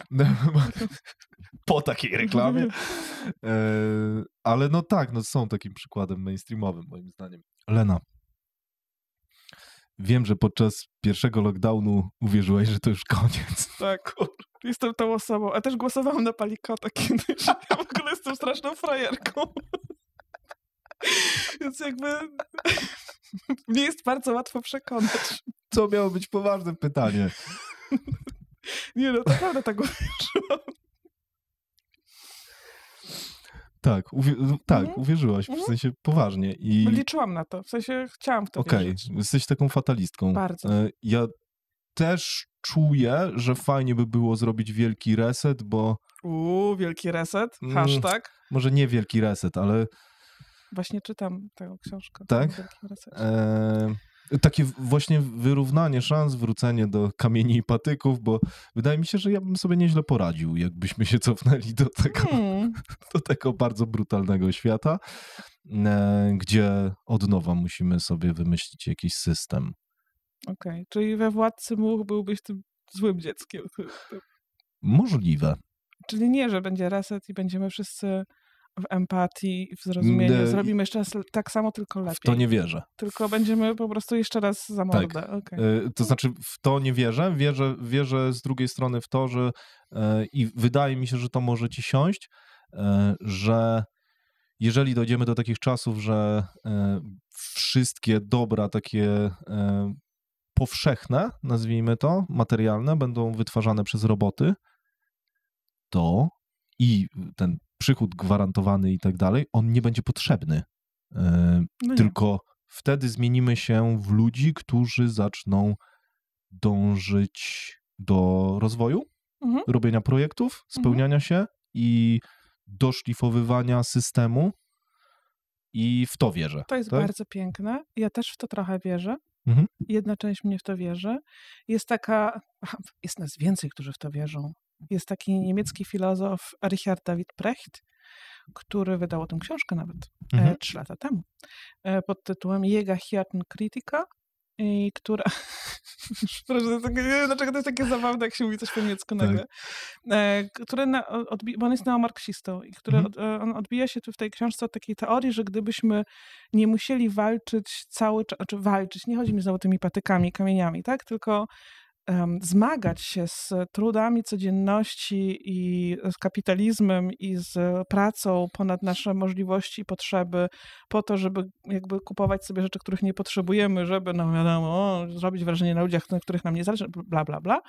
Więc, że gdybyśmy nie byli wyciągnięci z tego kołowrotka, gdybyśmy już nasycili się tym, co na przykład dałoby nam, nie wiem, państwo, tak? To znaczy, żebyśmy się zeżarli te wszystkie dobra z Lidla, żebyśmy już pojechali na te wszystkie wakacje, tak? Już wszystko byśmy zrobili, już byśmy byli leniami na kanapie bardzo. To potem w końcu każdy z nas by chciał się dźwignąć i by chciał coś tworzyć. Tak? Że miałby potrzebę opieki nad innymi, że wzbudziłby sobie znowu tę empatię, która tam tutaj powraca tak trochę nieśmiało cały czas w tej rozmowie, że chcieliby tworzyć, żeby się wzmacniali i byli coraz lepszymi ludźmi. Znaczy my byśmy byli. Ja też w to trochę wierzę, bo jak mówił Brecht, najpierw jest żarcie, potem jest moralność, więc może gdybyśmy nie walczyli o żarcie, to może byłoby w nas więcej moralności. Idąc. Ale to znowu pytanie, czy to tak działa? Na przykład ostatnio testowałyśmy z koleżankami, koleżanka przyniosła szampana, takiego prawdziwego szampana i tak, znaczy wiesz, prawdziwy szampan, ale i tak patrzymy na to, tak jest taka, wiecie, 21 we wtorek, to patrzymy na tę butelkę takie strapione, tak, no w sumie nawet nie ma co opijać, nie? Dalej jest szampan. I wtedy miałyśmy taką teorię, skoro kto nie ryzykuje, ten nie pije szampana, to jak napijemy się szampana, to podejmiemy na pewno jakieś ryzyko, bo to powinno działać w obie strony. Więc long story short nie. Ale więc znowu, być może tak jest, że najpierw jest żarcie, potem jest moralność. Pytanie, czy jeśli to żarcie, czy to naprawdę tak będzie działać. Być może tak, być może nie. I pytanie, czy u wszystkich. Dokładnie, bo potem się pojawia jeszcze jedna zmienna i tą zmienną jest wspomniany wcześniej TikTok. Być może będziemy wzrastać i będziemy robić rzeczy piękne i zaczniemy wyklejać książki i oprawiać je na nowo i będziemy je sobie czytać na głos, a być może po prostu nie będziemy przestawać scrollować i po prostu przestaniemy tak naprawdę robić cokolwiek. Będziemy po prostu dawać niskie piłki odbijać, nie? W sensie będziemy mieć tylko minimum bodźców. A być może faktycznie, znaczy ja jeszcze na przykład nigdy tego nie zrobiłam, żeby tak naprawdę się przeżreć TikTokiem. Tak w sensie, dobra, nie daję sobie, bo wiesz jak to działa. Myślisz sobie, dobra, już przestań. No już 2 godziny siedzisz na TikToku, przestań. Teraz będę przez 15 minut uczyć się włoskiego i przeczytam artykuł na New York Timesie, a potem wrócę na kolejne 15 minut na TikToka. No w sensie cały czas dajesz sobie jakieś ograniczenia, czy ja sobie daję. Teraz poczytam trochę o wystawie w Milano, a potem wrócę na TikToka. A co by było, gdybym przestała sobie dawać to? Będę tak długo, w sensie nie muszę iść spać. Nie muszę wstać rano. Będę żarła tego TikToka, aż się przeżrę jak bezą. Wiesz, o co chodzi? Pytanie, czy potem będę miała cofkę. Czy da się przeżyć TikToka? Ja nie wiem, nie próbowałam nigdy. W sensie chyba najwięcej siedziałam ze 3 godziny, no i w końcu już miałam potem takie wyrzuty sumienia, że jakby bo teraz... narastające. Tak, że ja teraz właśnie usunę aplikację i przez 2 tygodnie nie będę. Na przykład tak sobie czasami robię. Taka jestem. Czyli jesteś mocno uzależniona. Właśnie nie, bo potrafię. Bo potrafisz odinstalować aplikację jak alkoholik na głodzie. Dokładnie tak. I wtedy mówię, proszę, nie oglądaj przy mnie TikToka, bo ja jestem bo ja nie jestem uzależniona. No, więc nie wiem, czy da się przeżreć. Okay. Może da się. Może gdybyśmy się przeżarli, to potem byśmy chcieli odłożyć. A być może, gdybyśmy naprawdę mieli zabezpieczone podstawowe potrzeby, to po prostu byśmy robili nic. I nie takie fajne nic, że musimy nauczyć się odpoczywać i nie robić nic, bo to jest takie kreatywne. Nie, po prostu byśmy mieli migający ekran ciągle na twarzy. Nie wiem, może tak, może nie. No to ciekawe. Ja też uważam, że to kwestia wiary. No, nie wiemy tego. Okej. Można by to pewnie sprawdzić, tak? No, wziąć sobie urlop TikTokowy. Niedługo dla Gen Zetów będzie coś takiego, że musisz wziąć taki tydzień. Żeby się napchać TikTokiem na rok, żeby w pracy nie scrollować, żeby był odruch wymiotny. Natomiast jakby jeśli chodzi o... mechanicznej pomarańczy. Tak. To byłoby wspaniałe. Ale z drugiej strony jest trochę tak, że proszę cię, ja jestem do tego stopnia entuzjastką TikToka, że całkowicie poważnie pierwszy raz w życiu brałam pod uwagę zakup telewizora, którego nie mam. Nigdy nie kupiłam telewizora. Oglądam wszystko z małego ekranu. Po to, bo widziałam, że są to takie telewizory, które są w pionie obracane za pomocą pilota, więc mogłabym w pionie oglądać TikToka. Najgorzej. To jest w ogóle, to jest straszne zło. Znaczy, powiem ci, że mamy gdzieś tam z tyłu głowy ostatnio ze znajomym rozmawiałem, żeby w ogóle z jakąś stacją telewizyjną pionową telewizję. Nie, po prostu dać im prototyp programu typu TikToki, które będą same się przewijać i odtwarzane normalnie na kablówce. To by było właśnie, wiem. A to jest tak proste sprototypowanie i wysłanie do stacji streamu, tylko zastanawiam się, czy to jest spoko. Bo to na pewno by miało żarcie. I przerywane oczywiście reklamami jeszcze. Będę rozmawiał. No tak, teraz już sprzedałeś ten pomysł. To nic. Natomiast... On jest tak prosty, że... Wiesz, jakby to, że będzie wszystko robione przez roboty, że produkcja będzie robiona jakby mechanicznie, to jest już... trochę się dzieje od dawna.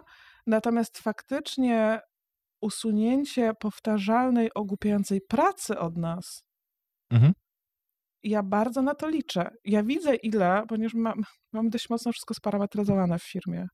I ja też jestem niestety trochę spaczona na tym punkcie i sobie wszystko parametryzuję i wyliczam, co robię. I ja dokładnie wiem, ile czasu poświęcam na rzeczy, które dałoby się zautomatyzować. I nawet taka głupota, która już właściwie albo już jest dostępna, albo za chwilę będzie, ale to dosłownie jak w przeciągu paru miesięcy będzie, chociaż wydaje mi się, że może już jest, tylko jeszcze tego nie przetestowałam, jak podsumowywanie wątka maila, mamy 40 i teraz proszę... Jest. Jest też w drugą stronę. Tak. Piszesz 2 zdania, zwalniam cię, a to już robiłam. Znaczy w sensie nie, że zwalniałam, ale... A AI robi ci z tego 15 akapitów. Już różne takie rzeczy. Tak, napisz mi grzecznie coś tam.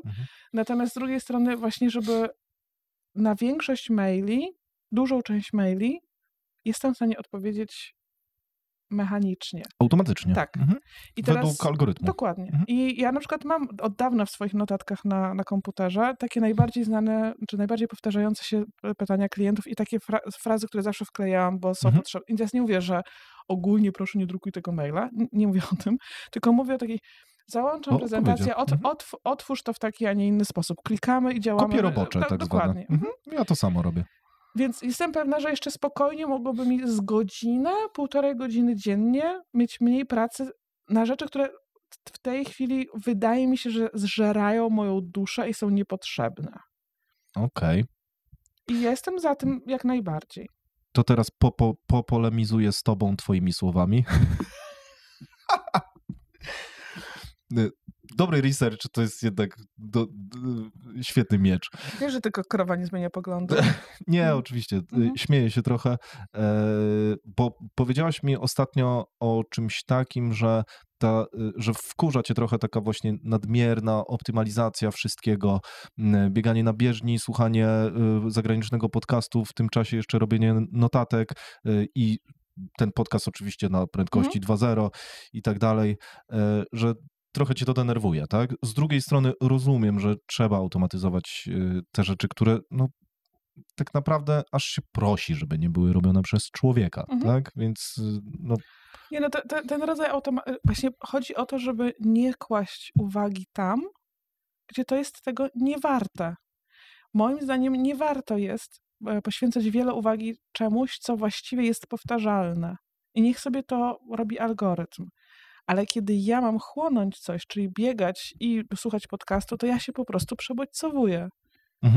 Więc tak, na koniec dnia, i to jest uwaga, bo jestem team Blinkist. Zero zrozumienia, dobrze?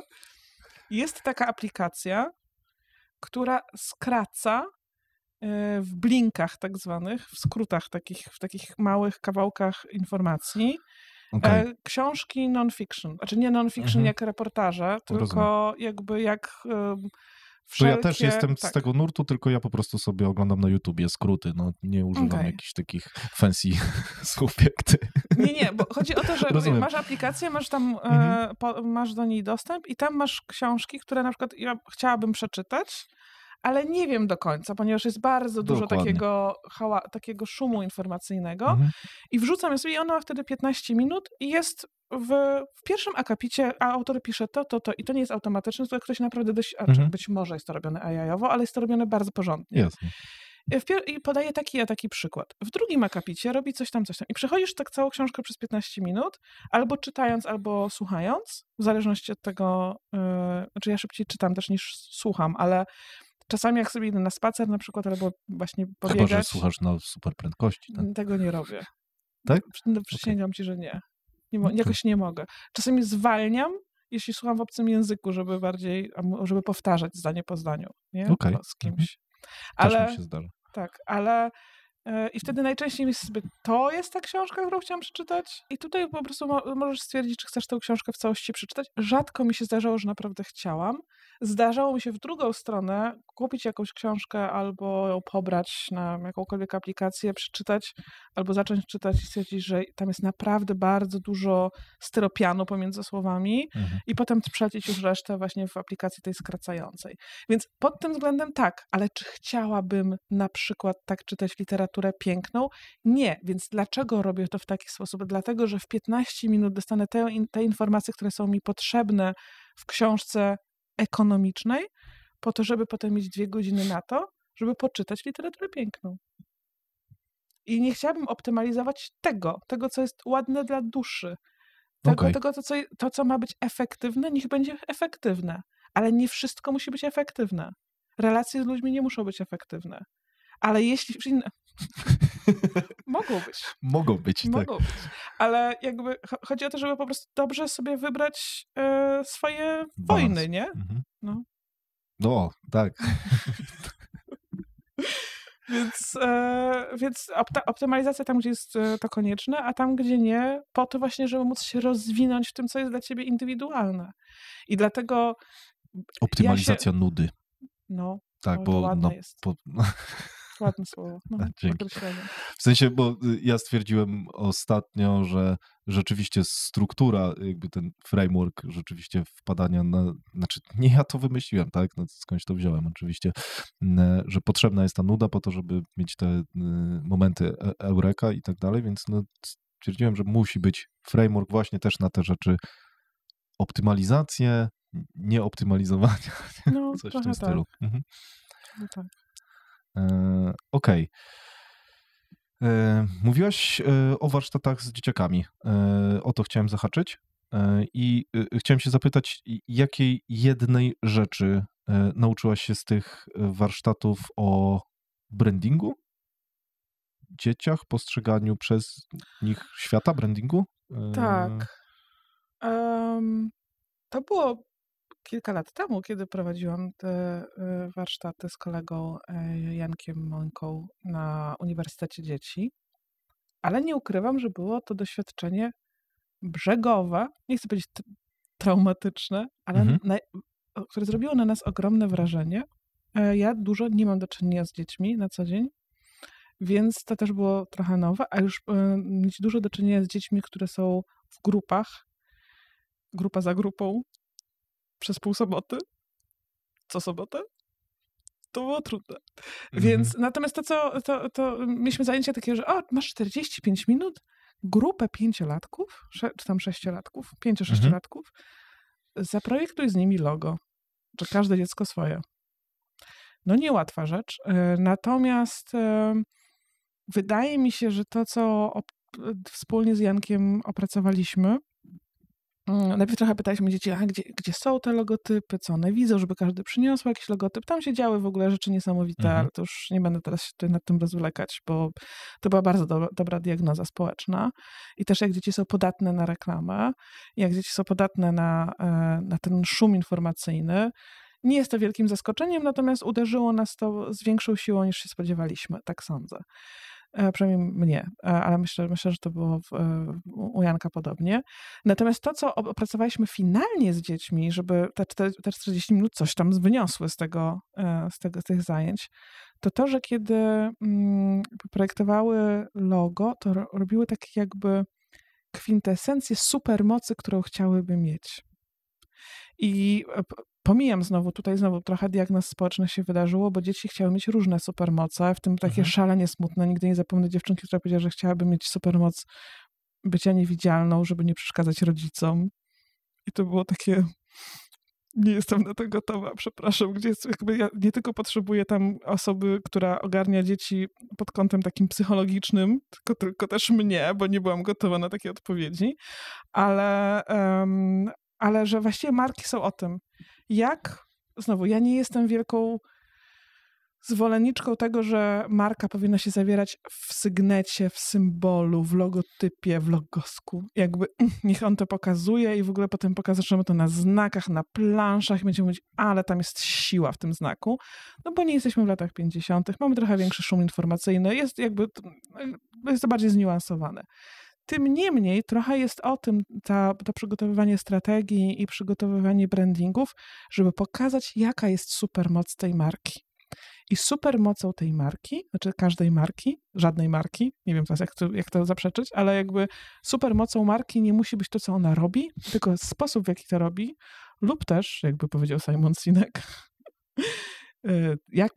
jaki jest jej why, albo po cholerę ona to robi, no, po naszemu mówiąc. Jakby co jest taką prawdziwą motywacją, albo co robi inaczej.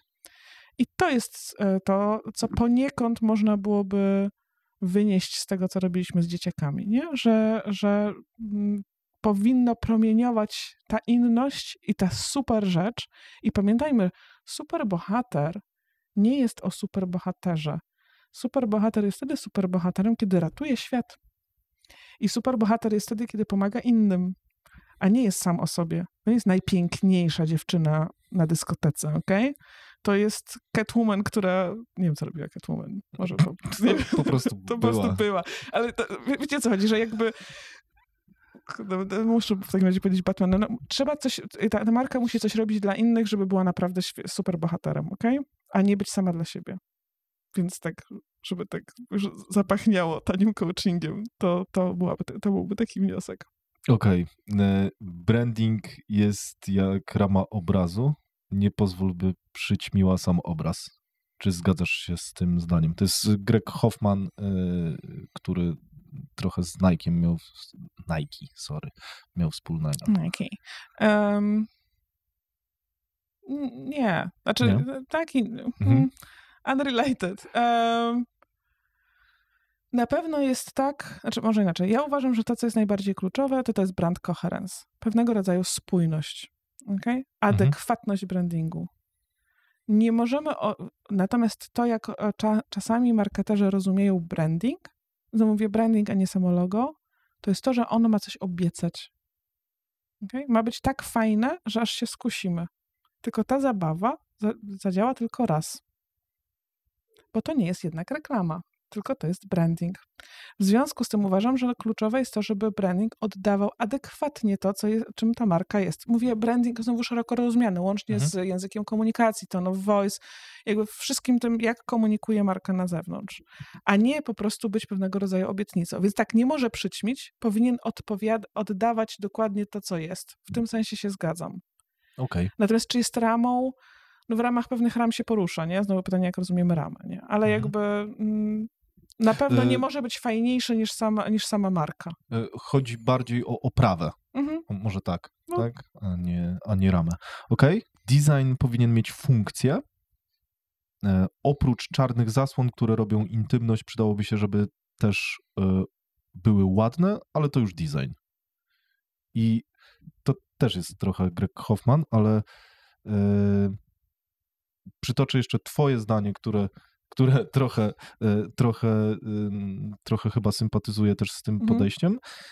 Staranie się robić coś po prostu ładnie, ponad funkcją, nie może wyjść dobrze. Tak? Wiem, że nieskładne zdanie, ale wyciągnąłem z kontekstu, to chciałem powiedzieć. To jest właśnie mój personal branding, po prostu mówienie nieskładnych zdań. Księga cytatów. Tak. No tak, no jakby... Ja w ogóle wierzę w coś takiego jak intencjonalność. Wolę robić rzeczy po coś. I znowu zawsze się mamy takie dwie brzegowe. Po co albo dlaczego. I ludzie, którzy lubią się w sobie babrać i są full of themselves, będą się ciągle pytać, dlaczego tak robisz. A mnie to na przykład nie interesuje. Mnie interesuje, po co się coś robi. Czasami interesuje mnie jedno i drugie. Oczywiście na warsztatach z klientem interesuje mnie to i to. Ale w moim życiu, co do mnie samej, nie zapytałabym siebie nigdy, dlaczego tak powiedziałaś? Tylko po co? Po co coś robisz? Więc jeśli robimy coś po to, tylko żeby było ładne, to pytanie, otwiera nam to w ogóle jakiś koszmar po prostu pytań, co dla kogo jest ładne, czym jest estetyka, czy mówimy o jakimś modernistycznym podejściu, czy mówimy o złotej proporcji, czy mówimy o tym, co jest modne. To jest w ogóle, to jest kompletny znowu szum, tak? Jeżeli coś ma czemuś służyć, to niech najpierw służy, a potem postarajmy się, żeby to było możliwie schludne i fajne. Czyli wychodzimy od funkcji. No, w projektowaniu moim zdaniem tak. Wszystko inne jest po prostu dekoracją. No, nie szpachlujemy po prostu brudnych pazurów, tak? Tylko najpierw je przycinamy. Cokolwiek to znaczy. Okej. Dziwne porównanie. Przepraszam. Ale dobra, działa. Tak. Okej. Właśnie ostatnio jak rozmawialiśmy, mówiłaś o tym, że fajnie jest na przykład wykorzystać, tak nazwałaś to, oszmatowanie reklamowe. Nie wiem, czy to jest taka... To jest tak, to takie wewnętrzne nazewnictwo. Reużywalne jako ocieplenie schroniska, tak? Mega super rzecz, tak? To jest tak prawie prostackie, znowu moje, że dlatego sobie pozwolę tak powiedzieć. Prostackie skojarzenie jak prawie z tą Patagonią. No, są rzeczy, których można użyć drugi raz. Tak się składa, że banery reklamowe, siatki reklamowe mogą być używane do różnych rzeczy. Możemy robić z nich fajne torby na przykład, ale one są takie cool, tak? I jeszcze będą... Były, no. Albo jeszcze, a zamiast paska będzie pas z użytych samochodów, nie? Czy coś tego typu rzeczy. No okej, to wszystko było, pewnie będzie wracać. Możemy też używać tego jako po prostu rodzaju ocieplenia i zawieźć to po prostu do schroniska. Po prostu dajmy sobie 15 sekund, żeby o czymś pomyśleć. To jest znowu pytałeś o tej optymalizacji. Ja na przykład sobie wprowadziłam takie momenty, że faktycznie ustawiam sobie zegarek. Mam zegarek, to jest też jakaś nowość. Więc ustawiam sobie zegarek. Dla mnie w ogóle wow. Że daję sobie 10 minut z zegarkiem w ręku na to, żeby zastanowić się nad jednym problemem. W sensie siadam, mam kartkę, długopis, daję sobie temat i tylko 10 minut zajmuję się tym. Wszystko inne mam wyłączone. Powiadomienia, ludzie na zewnątrz tam dobijają się do drzwi. Nie. I to jest szalenie efektywne. I wtedy, jak sobie to robisz, jeśli sobie coś takiego robisz, to wtedy widzisz, jeśli coś takiego robisz, to widzisz, jak bardzo to jest unikalne w życiu, że 10 minut poświęcamy tylko na jedną rzecz i wtedy dopiero widzimy, jak bardzo jesteśmy przebodźcowani. Bo jak ja zaczęłam sobie to wprowadzać, myślę, Boże, ale ja rzeczy wymyślam wtedy. I wtedy, ale jak to jest możliwe? No tak, to, że cały czas robię coś jeszcze przy okazji, więc te 10 minut w pełni, na przykład zastanowimy się, dobrze, oszmatowujemy plac budowy. Co mogę jeszcze z tego wymyśleć? I 10 minut nie zajmę się niczym innym, nie odpalę żadnych przeszkadzaczy, będę się tylko nad tym zastanawiać i nawet nie zapytam czatu GPT, co on by zrobił. Okay? To potem. Ale najpierw 10 minut tylko na ten temat. Może się okazać, że są fajne rzeczy, które można byłoby wprowadzić. I między innymi na przykład, oczywiście to jest takim bardzo prostym przykładem jest ta reużywalność na przykład właśnie tych oszmatowań. Ale tak można robić ze wszystkim. Po prostu dać sobie szansę na to, żeby kreatywnie nad czymś pomyśleć. Mhm. A potem zapytasz o to czat i czat ci powie, co 15 innych zastosowań, mówisz, o, fajnie, jesteś mądrzejszy lepszy ode mnie, ale może jedno się z drugim połączy, no. Dziękuję. Wątpię. Chociaż może, no. Ale to on i tak później reużyje tego i już coraz będzie trudniej wymyślać lepsze rzeczy niż czat. Okay. Że wszystko już było, mówisz to komuś, kto pracuje w designie, jakby serio, chcesz, żebyśmy tutaj zaczęli teraz płakać razem? Było. Że następnym razem, jak będę zakładać jakąś markę, to nazwę ją Było Design. Dobre. No, dobre, fajne. Sprzedam tanio branding. Sprytne. Czy tworzenie marki brandu to coś prostego, czy skomplikowanego? Dlaczego pytam? Bo ja mam w ogóle takie trochę podejście dlatego też pytam o branding, design i tak dalej, bo chcę, żebyś zdefiniowała dobrze te rzeczy, bo ja nie potrafię ich dobrze zdefiniować chyba, bo dla ciebie branding to nie są logoski, a dla mnie nie wiem do końca, co to jest branding. Nie wiem. No, dlatego właśnie się pytam, czy to jest trudne. Ja to traktuję trochę po macoszemu, tak? Tworząc jakąś, powiedzmy to, nową markę, to wrzucam Photoshopa tak na 15 sekund. No nie, no może trochę dłużej. Też metodą Pomodoro 25 minut sobie daję na logo, nie? I to max, nie? I powstaje to logo, powstają jakieś tam 5 fontów, no i to jest taki branding, nie? Takiego prototypu. No bo ja chcę to zetrzeć z rynkiem, czy w ogóle to jest potrzebne, czy ludzie to kupią jak najszybciej. Trochę nie do końca mnie interesuje. Zresztą jakbym tak traktował każdą jakąś taką rzecz, którą wymyślę, no to musiałbym mieć naprawdę dużo wiader kasy, żeby zrobić taki porządny branding. Więc pytanie, czy można to jakoś usprawnić, tak żeby to robić samemu. Tak, ale nie powiem. To miało być klub podcastu. Chciałbym wejść, tam będzie trochę schodów, no.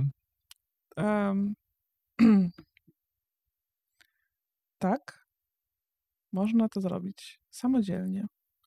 Ja zawsze jestem zdania, po pierwsze, że lepsza jest sztuczna inteligencja niż tania siła robocza. Dobry cytat. No, czekaj, mam jeszcze lepszy. Lepsza jest sztuczna inteligencja niż naturalna głupota. Piękne. Więc jeśli masz takie podejście, i nie mówię, że to jest złe podejście, to jest prawdopodobnie bardzo dobre podejście. Z punktu widzenia projektantów, w sensie bańki projektanckiej, muszę ci powiedzieć, że jak my na przykład wymyślamy sobie jakiś brand, albo wymyślamy sobie jakiś produkt, to już pod to robimy branding, landing, ale w ogóle nie odpalamy Excela. Ale już mamy branding, już mamy stronę, już zrobiliśmy już animację na ten temat. I stosowną prezentacji.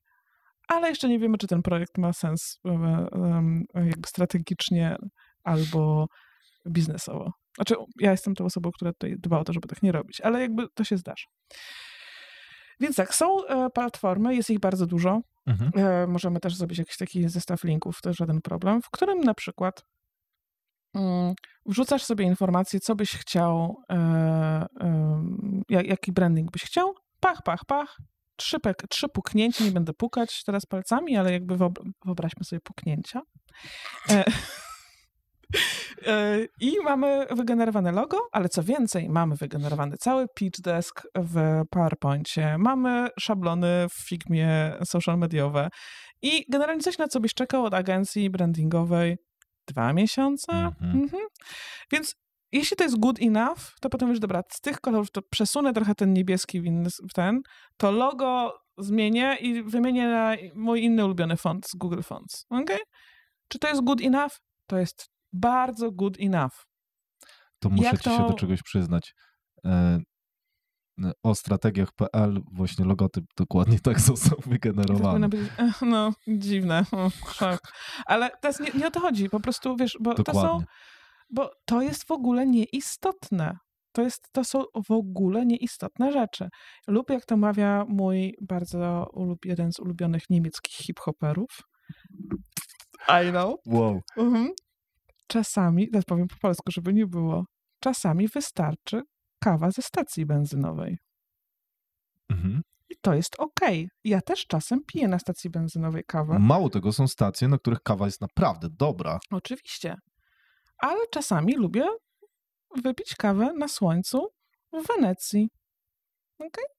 Więc po prostu ale czasami nie warto polecieć do Wenecji, a czasami lepiej podjechać na stację. Więc jakby każdemu proporcją gardemu, tak? To, co jest potrzebne. Natomiast pytanie, na czym chcemy się koncentrować przy którym brandzie?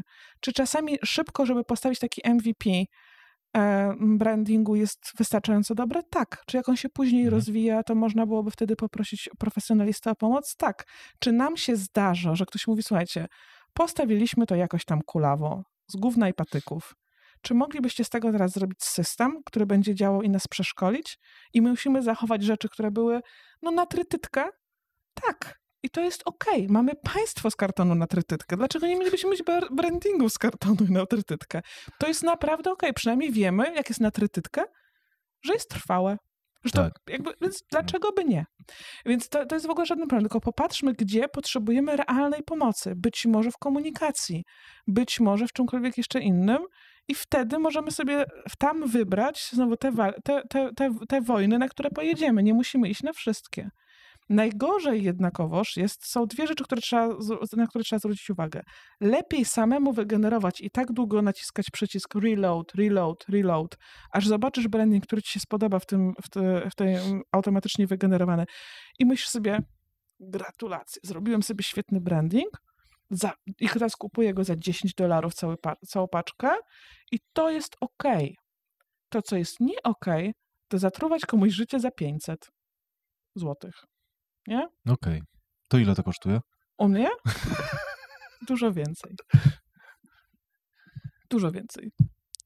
Tak, dużo więcej. Możemy rozpykać to na czynniki pierwsze, jakby ile kosztuje branding, ale niewątpliwie nie jest to ani 500 złotych, ani 5000. Między 30 a 100, po prostu powiedzmy to, tak? Trochę tak. Ale to zależy, to jest bardzo proste. My wychodzimy z punktu widzenia stawki godzinowej, która w tej chwili jest 300 zł netto i w zależności od tego, które elementy przygotowujemy, tak są skalowane elementy. Czasami potrzebne są najpierw warsztaty wydobywcze, tu 8 godzin, tam 8 godzin, 40 godzin na strategię, potem jeszcze na zdarzenie, potem 30 tam na opracowanie look and feel, potem jeszcze na logobooki i tak dalej. A czasami jest tak, że ktoś mówi, proszę bardzo, wyrzucam ci klocki na stół, zróbcie mi z tego MVP, które mi jest teraz potrzebne. Wspólnie dojdźmy przez 4 godziny do tego, co jest najbardziej efektywne i daję wam 15 godzin, żebyście przygotowali mi coś, co mi zadziała, a potem będzie dźwignią do robienia kolejnych rzeczy. I to jest okej. Wtedy nie generujemy tych godzin, które można byłoby zrobić AI-owo, tylko na to myślenie, co to wymaga odrobiny więcej kreatywności. Więc w tym sensie, znowu, tak jak powiedziałeś, czy można sobie samemu wygenerować? Można, ale skoro oszczędziłeś sobie, być może nie nauki Photoshopa, bo między nami mówiąc, jak chcesz robić logo w Photoshopie, to nie, to w Illustratorze. To przepraszam. Znaczy, okay. Powiedzmy, na naukę... Zależy, wiesz nie, jak to jest. Nie zależy. To nie tak jak nie wiem, kto to zrobił, czy właściciel marki Nikon, czy Canon gdzieś na swoich social mediach. Stąpasz po niebezpiecznym gruncie. Nikon czy Canon? O, jeden pies. Samsung, I jednym i drugim wyślę fakturę. Napisał na profilu, że to nie fotograf czyni dobrym zdjęcie, tylko sprzęt i poleciał. No dobrze, ale Było do czego dążę? Mhm. Zamiast uczyć się programu, Mhm. żeby samemu zaprojektować, albo zamiast przepalać bardzo dużo czasu, żeby stać i chuchać projektantowi taniemu w kark i mówić stary przesuń, aż mi się spodoba, Mhm. a jednocześnie nie mamy budżetu i przestrzeni, ani zaufania do tego, żeby zapłacić profesjonaliście bardzo dużo pieniędzy, to Bardzo dużo. bardzo dużo pieniędzy. Nie no, jesteśmy biedni, tani w ogóle, nie. Ale jakby, więc zamiast tego dobrze byłoby w tym czasie na przykład poczytać albo pooglądać rzeczy, które spowodują, że będziesz miał większą wiedzę taką producencką na ten temat, żeby nie popełniać błędów przy projektowaniu. Na przykład wiedzieć, że logo nie projektuje się w Photoshopie, tylko w Illustratorze, ponieważ potrzebujemy wektorów. I na to bym poświęciła czas, albo na to, żeby pooglądać jakby czy trendy, czy po prostu... W Photoshopie też się da wektory. Dobrze. Ale wiesz, o co chodzi. Jakby, Nie, no oczywiście. No. żeby na przykład znać jakieś podstawy projektowania, zasady i wiedzieć, od czego się odbija, bardziej nawet te klasyczne niż najnowsze trendy. I wtedy można sobie 2 godzinki po prostu papierosek, winko, poczytać jakieś ciekawe rzeczy i w ten sposób się też rozwijasz, a potem dobrze wybierać z generatora branding. To jest lepsze niż zatruwać komuś życie, jeśli tak naprawdę nie chcesz kupić porządnej usługi. Super. Bo albo płacisz za to, że ktoś się tobą zajmie i podejmie pewne decyzje dla ciebie, da swoje rekomendacje i mu ufasz przede wszystkim. Jeśli nie masz tego zaufania i nie wierzysz, że ktoś jest w tym mądrzejszy od ciebie, to nie marnuj jego czasu. To lepiej sobie generuj tak długo, aż powiesz, podoba mi się. A to, jakim jesteś rodzajem klienta, bardzo łatwo jest sprawdzić, bo na przykład jeśli nie masz przestrzeni i czasu, żeby napisać dobry brief albo mieć czas na zbriefowanie się ze studiem i odpowiedzieć na bardzo dużo pytań i na przykład nie rozumiesz, jesteś niecierpliwym człowiekiem, nie rozumiesz, dlaczego musisz odpowiadać na te głupie pytania non-stop i jesteś z frakcji jak zobaczę, będę wiedział, to sobie generuj, aż zobaczysz. I nie mówię tego złośliwie, po prostu jeśli trzeba sobie też dopasować narzędzia do swojego sposobu chłonięcia. I czy ja się martwię o to, że wszyscy umrzemy i za 10 lat nie będę miała pracy? Nie, bo będę robić po prostu, w sensie przyszłością jest trochę takie bardziej konsultowanie i być może będę miała 5 klientów dziennie, do których przyjadę na godzinę, będziemy razem generować przez AI, a ja im powiem, co jest dobre i dlaczego i co zadziała. I to też jest przyjemny sposób pracy, niż przewalanie po prostu godzin tam, gdzie nikt nie będzie zadowolony, a tak naprawdę maszyna byłaby w stanie to zrobić good enough. I ja jestem z tym absolutnie pogodzona. Nie jest mi smutno z tego powodu. Nie będę płakać, że to już nie jest prawdziwy artyzm. Branding to nie jest bycie artystą. Okay? Branding to jest bycie dobrym rzemieślnikiem, a każdy, kto widział, jak uczy się, co to jest machine learning, że jak raz się czegoś nauczy, to już nie popełnię drugi raz tego samego błędu, ten wie, że, upraszczając, tak, oczywiście, ale tak. No ale to znaczy, że jeśli dobrze nakarmię algorytm, to on będzie ode mnie lepszy. Tak. Kropka. Mhm. To ja nie jestem w stanie tego zwalczyć. To mogę tylko dobrze dobierać pytania i dobrze zarządzać tym, co algorytm wygeneruje. I karmić to jest treściami. dokładnie. Jasne. Super. Ja mega potrzebowałem to usłyszeć. Fajnie, że tak szczerze odpowiedziałaś na to pytanie, bo to jest moim zdaniem najważniejsze, o czym rozmawialiśmy w tym podcaście, tak z mojej perspektywy, jeżeli chodzi o branding, bo powiedzenie, że możesz to sobie wygenerować i to też jest i pracujmy nad brandami porządnie tam, gdzie jest taka potrzeba, a nie wszędzie, to jest Ale oczywiście, to jest mega zrobienie brandingu to nie jest lot na księżyc. No. Jakby to nie są trudne rzeczy. Znowu, tego da się nauczyć, to jest skill, to jest coś, co można wytrenować. I ja uważam, że ja umiem zarówno uczyć ludzi, jak trenować ten skill, umiem sprzedawać branding, umiem dodawać trochę tej posypki brokatowej, że on będzie naprawdę wyjątkowy i umiem to wszystko razem połączyć i jeszcze przede wszystkim znaleźć ten klucz, tak? Jakby o co tak naprawdę chodzi w marce. To znaczy, że wrzucasz mi mięso na stół, a ja widzę, które to jest i od czego zacząć. Ale znowu, to wszystko będzie zupełnie bezwartościowe, jeśli nie będziemy później konsekwentni. Bo to jest takie trochę buddyjskie podejście. Twoje decyzje nie mają znaczenia. Jeśli nie znacie tego wykładu, polecam. Naprawdę są bez znaczenia. Ważne jest to, co zrobisz potem z tą decyzją i czy będziesz się jej trzymał.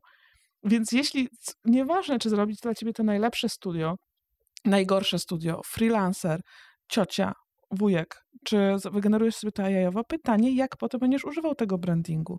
I po to jest ci też konsultant, żeby cię w tym wspierał. W naszej poprzedniej rozmowie mówiłaś, że widzisz po prostu, co działa u ciebie, tak? Że to jest regularność, dobre praktyki, struktura, czyli jakiś taki proces właśnie brandingowy. Czy mogłabyś powiedzieć o tym coś więcej w takich bullet pointach, tak? Jakbym miał się zabrać do brandingu na przykład, nie wiem, no przykładowo, jeżeli na przykładzie będzie ci łatwiej mówić tego podcastu, tak? Albo na jakimkolwiek innym, tak? Czy to jest tak, że w ogóle da się o tym tak powiedzieć, że to jest taki właśnie uniwersalny? Da się, zapraszam na naszą stronę. Na naszej stronie jest opisany proces krok po kroku. Ale... No dobrze, pomyślmy o tym podcaście. Gdybyś chciał powiedzieć, jak powinienem zrobić branding dla tego podcastu, to mogłabym ci opowiedzieć takie nudne bajki, które natychmiast mógłbyś sobie wygenerować z ChatGPT. Najpierw musisz poznać, kim jest twoja grupa docelowa. Następnie musiałbyś rozpoznać rynek i zrobić research rynku i zobaczyć, jak wygląda to u innych. Następnie zacząć, co ci się podoba i zobaczyć, jakie są trendy w projektowaniu i złożyć to wszystko, co zamę do kupy, mieć potem listę touchpointów, gdzie będziesz komunikował, czyli wtedy masz personę czy protopersonę swojego odbiorcy, masz zbudowaną osobowość marki, czyli najpierw trzeba byłoby cię przewarsztatować, żebyś wiedział, co jest twoim inner why. I żeby było wiadomo, w czym jesteś unikalny, porównać się z rynkiem, z tak zwanym szeroko pojętym środowiskiem konkurencyjnym, a nie tylko z bezpośrednią konkurencją i zobaczyć, w czym wszystkim będziesz komunikował, czyli jakich potrzebujesz formatów i być może jaką kampanię docierającą i z tego wszystkiego robi się brief kreatywny, z którym idziesz do agencji. Ona następnie mówi, ojejku, przetwarzamy to kreatywnie, oto jest moodboard. Prawdopodobnie powinniśmy to zrobić różowe w kropki, ponieważ różowy jest takim wspaniałym kolorem, który z psychologii koloru powoduje to i to. Tutaj masz moodboard, to są bardzo modne rozwiązania, chcielibyśmy to zrobić w taki, a nie inny sposób, a dodatkowo chcielibyśmy, tutaj będzie slogan, który jest przygotowany na podstawie tego, jaką masz osobowość marki, a być może jeszcze jeśli trafisz na pewnego rodzaju agencji lub studio, nawet powiedzą ci, że jesteś archetypem mędrca, ale również trochę everymana.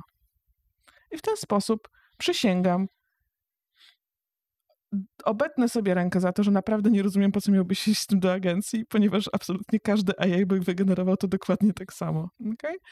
Jako tabelę dosłownie. To jest automat, nie? W sensie, proszę, wygeneruj mi z tego prezentację w Canwie. I to jest okej. Poczekaj, uwaga, to jest więcej niż dostaniesz od większości studiów brandingowych, które nawet powiedzą, a co ci się podoba? A jaki kolor, nie? I zrobią ci, już po 3 tygodniach przyjdą z 3 logotypami, nie? Więc to i tak już będzie lepiej niż średnia. Okej. Natomiast prawdopodobnie, gdybyś przyszedł do nas, to usiedlibyśmy i zobaczyli, co będzie dla ciebie najbardziej kluczowe, gdzie tak naprawdę widzisz, że jest największe pole manewru. Popatrzylibyśmy sobie trochę, co się dzieje na świecie w podcastach i czy być może będziemy mieć jakiś zupełnie inny hack na ludzi niż branding. Może coś zupełnie innego. Nie wiem co, ale coś zupełnie innego. I być może byśmy sobie wtedy zobaczyli, czy pójdziemy, nie wiem, w dziwny merch, nie? Czy może pójdziemy w jakiś inny rodzaj komunikacji, a być może wyjdzie nam z badań albo z desk researchu, że tak naprawdę największe zakresy zasięgi będziesz miał na Spotify'u i gdybyś chciał się przewijać, to musimy użyć akurat takiej, a nie innej miniatury, która będzie robić coś. I dzięki temu ktoś na to niechcący wpadnie. Okay? I oczywiście prawdopodobnie powiedzmy, musisz mieć charakterystyczny jingle, bo jakby to jest a w ogóle najlepiej, jakbyś każdy podcast zaczynał takim samym zdaniem, bo to też podobno tak fajnie buduje potem lojalność. Ale przede wszystkim poszukalibyśmy czegoś takiego, czego nie mówię, że nikt nie ma, ale to się będzie jakiś właśnie taki wytrych łom, nie? W sensie taki z buta wjeżdżam trochę. Super, temat. Podoba mi się to. I byśmy włożyli w to. Jakby nasze godziny wpuścilibyśmy w to i nie, że mnóstwo godzin, tylko te kilka godzin byśmy wrzucili w to i zobaczyli, jak działa, a nie na wszystkie te rzeczy, które tak naprawdę jesteś w stanie sobie sam wygenerować. I znowu ja oczywiście potrzebuję wiedzieć te wszystkie rzeczy na temat tego, co robisz, jaka jest twoja osobowość, ale twoja osobowość jako marki, ale też twoja osobowość. I być może byśmy przemaglowali i zobaczyli coś jeszcze zupełnie innego. Ale to jest minimum basic effort, który trzeba byłoby zrobić i znalezienie czegoś więcej, to jest już ten rodzaj intuicji lub wiedzy, którą się ma i który nie może być wygenerowany tylko frameworkiem.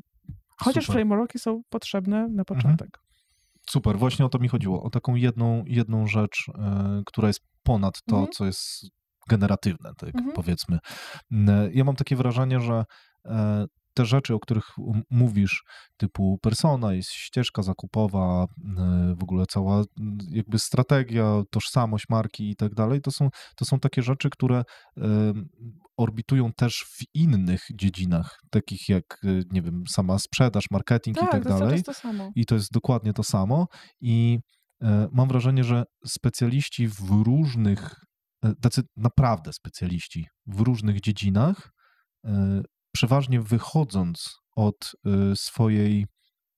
swojej profesji, dlatego w przedstawieniu o tym mówiłem, bo mam wrażenie, że ty trochę też do tego tak podchodzisz, że wychodząc ze swojej profesji wchodzisz później w transformację całej organizacji. Zawsze, bo ja się zawsze wtrącam. I mam wrażenie, że właśnie specjaliści nawet różnych profesji, które wydają się na pozór małe, tak, nie wiem, branding to tworzymy logo i coś tam, tak, sprzedaż to tworzymy twój proces sprzedażowy, marketing to robimy ci kampanię na Facebooku, tak, i specjaliści, którzy naprawdę są głębokimi specjalistami, zawsze później wchodzą do dlaczego? Pomyślmy o tym, czy twój produkt jest dobry, czy w ogóle słaby, tak? Wejdźmy w strategię główną twojej firmy i wejdźmy w transformację. I mam wrażenie, że właśnie dobrzy specjaliści tak to robią. I pytanie, czy też masz taki pogląd na to? Wyłącznie tak. To znaczy, znowu, żeby to było możliwe, trzeba mieć do siebie wzajemnie trochę zaufania. Tak sobie myślę. Ja sobie to zaufanie próbuję wywalczyć zawsze u klienta. Czasami ono po prostu jest, a czasami po prostu próbuję je zdobyć, udowadniając pewne rzeczy, widząc pewne rzeczy i nazywając je. Ja też się po prostu klientów nie boję w ogóle, więc nie zależy mi. Wolę, jest ten moment, w którym ktoś przychodzi i mówi, chcemy mieć employer branding, więc czy możecie nam zrobić podstronę, gdzie będzie, ale jest fajnie u nas? A ja porozmawiam z ich pracownikami i powiem, ale macie śmieciowe umowy, nie? Może zaadresujmy to, że po prostu ludzie się źle czują tutaj i dlaczego. I zdarza się oczywiście, że ktoś się obraża. I zdarza się, że nie będziemy mieć przez to kontraktu, albo zdarza się, że ktoś nas naprawdę nie lubi, lub też zdarza się, że to chyba był taki największy komplement, który usłyszałam od klienta, naprawdę nie chcemy z tobą pracować, bo jesteś niemiła. Bardzo staraliśmy się znaleźć inną agencję, która mogłaby robić to, co wy, ale nikt nie był tak dobry jak wy, więc nienawidzę z tobą pracować, ale obawiam się, że musimy nadal. To też jest bardzo budujące. Więc niestety tak to działa. Oczywiście to jest jakiś margines. Pytanie, w większości to dobrze działa. Pytanie, czy bylibyście tak dobrzy, gdybyście nie byli szczerzy, tak? No, bo to jest też o tym, tak? Też zawsze trzeba wiedzieć, kiedy odpuścić. Są takie, tak jak się mówi o klasyfikacji ras psów. Są psy niepodlegające próbom pracy. Więc są klienci, z którymi nie ma co podejmować prób pracy. Wiesz, dobra, będziesz miał tak jak chcesz, po prostu cut the bullshit, nie? Robimy sobie ale robicie, chcesz, tak? Ale okej. Tak. Znaczy czasami... Czasem się ich odcina, czasem tak, a czasem się ich robi, wiem. Trzeba wiedzieć. Tak. Robienie kompletnych bzdur i wkładanie sobie widelca do oka, nie robię tego. Ani nie wkładam komuś widelca do oka. Ale jak trochę chcę pogrzebać nim w zębach, to nawet jak widzę, że to jest bez sensu, ale wiem, że wszyscy będą zadowoleni, nic sobie krzywdy nie zrobi, powiem swoje zdanie raz i niech mają to, co chcą. Natomiast co do zasady najbardziej lubię po prostu wchodzić jak list do kurnika i powiedzieć, co tak naprawdę nie działa. I jeśli ktoś jest gotowy i otwarty na tę zmianę, no to wtedy zrobić prawdziwą transformację. To jest wtedy najbardziej ekscytujące. Wtedy naprawdę widać różnicę. W innym wypadku to jest trochę malowanie trawy na zielono. Rozumiem. Dobra, będziemy się zbliżać do końca. Ja mam jeszcze 2 miliony tematów. Ale będziemy do brzegu się zbliżać. Czas.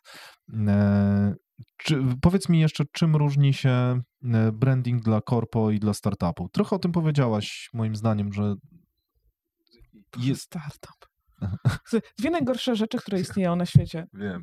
Korporacje i startupy. Nie wiem, która jest gorsza. Myślałem, że powiesz startup i lifestyle.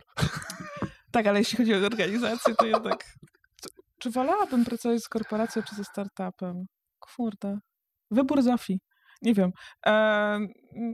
Są też normalne organizacje, które nie są ani korporacją, ani Dobra, ani to pomówmy o tym, czym różniłby się właśnie branding dla pana... Teraz każde imię będzie złe tutaj. Dla pana Henryka, który maluje mieszkania, a branding dla no wiadomo, których marek, tak? Już nie będę... Niczym, ponieważ jeśli umiesz zaprojektować krzesło, to umiesz zaprojektować też wszystko. No nie, rozwiązujemy problemy, więc te problemy są inne i mają inną skalę. Ale są też inni interesariusze tych problemów i zagadnień. Pewne rzeczy w korporacjach czy w dużych organizacjach muszą się przeleżeć i być zgodne z pewnymi praktykami. I muszą wykarmić wystarczająco dużo biurek, na których muszą się wyleżeć. I trzeba sobie zdawać z tego sprawę. Że po prostu potrzebne jest generowanie dokumentacji, potrzebne jest generowanie zapewnień, jest kultura spotkań lub nie mówię, że w każdej, ale czasami mówimy o jakichś tam skrajnościach, tak? Nie mówimy o super małych korporacjach, które są zwinne, no bo wtedy mówimy, a pan Henryk też i tak. Super, to będzie tak samo. Ale załóżmy, że mamy najbardziej skrajną sytuację, czyli mamy, jak to mówią, dużym kontenerowcem trudno jest zawracać. Czyli pewne rzeczy po prostu trwają dłużej w korporacjach i potrzebne jest więcej informacji i więcej zapewnień, żeby wszyscy mogli się podpisać, ponieważ jest tak zwany koszmar partycypacji. Tak samo jest w korporacjach, jak i w wojsku, czy no nie wiem, w kościele, czyli nikt nie bierze odpowiedzialności za to, co się stało, bo mamy podzieloną odpowiedzialność. Więc musimy generować dużo dokumentacji. I robić wszystko, co jest związane i zgodne z liniami. Czyli przede wszystkim najważniejszą częścią przy pracy z korporacją jest zrozumieć wszystkich interesy.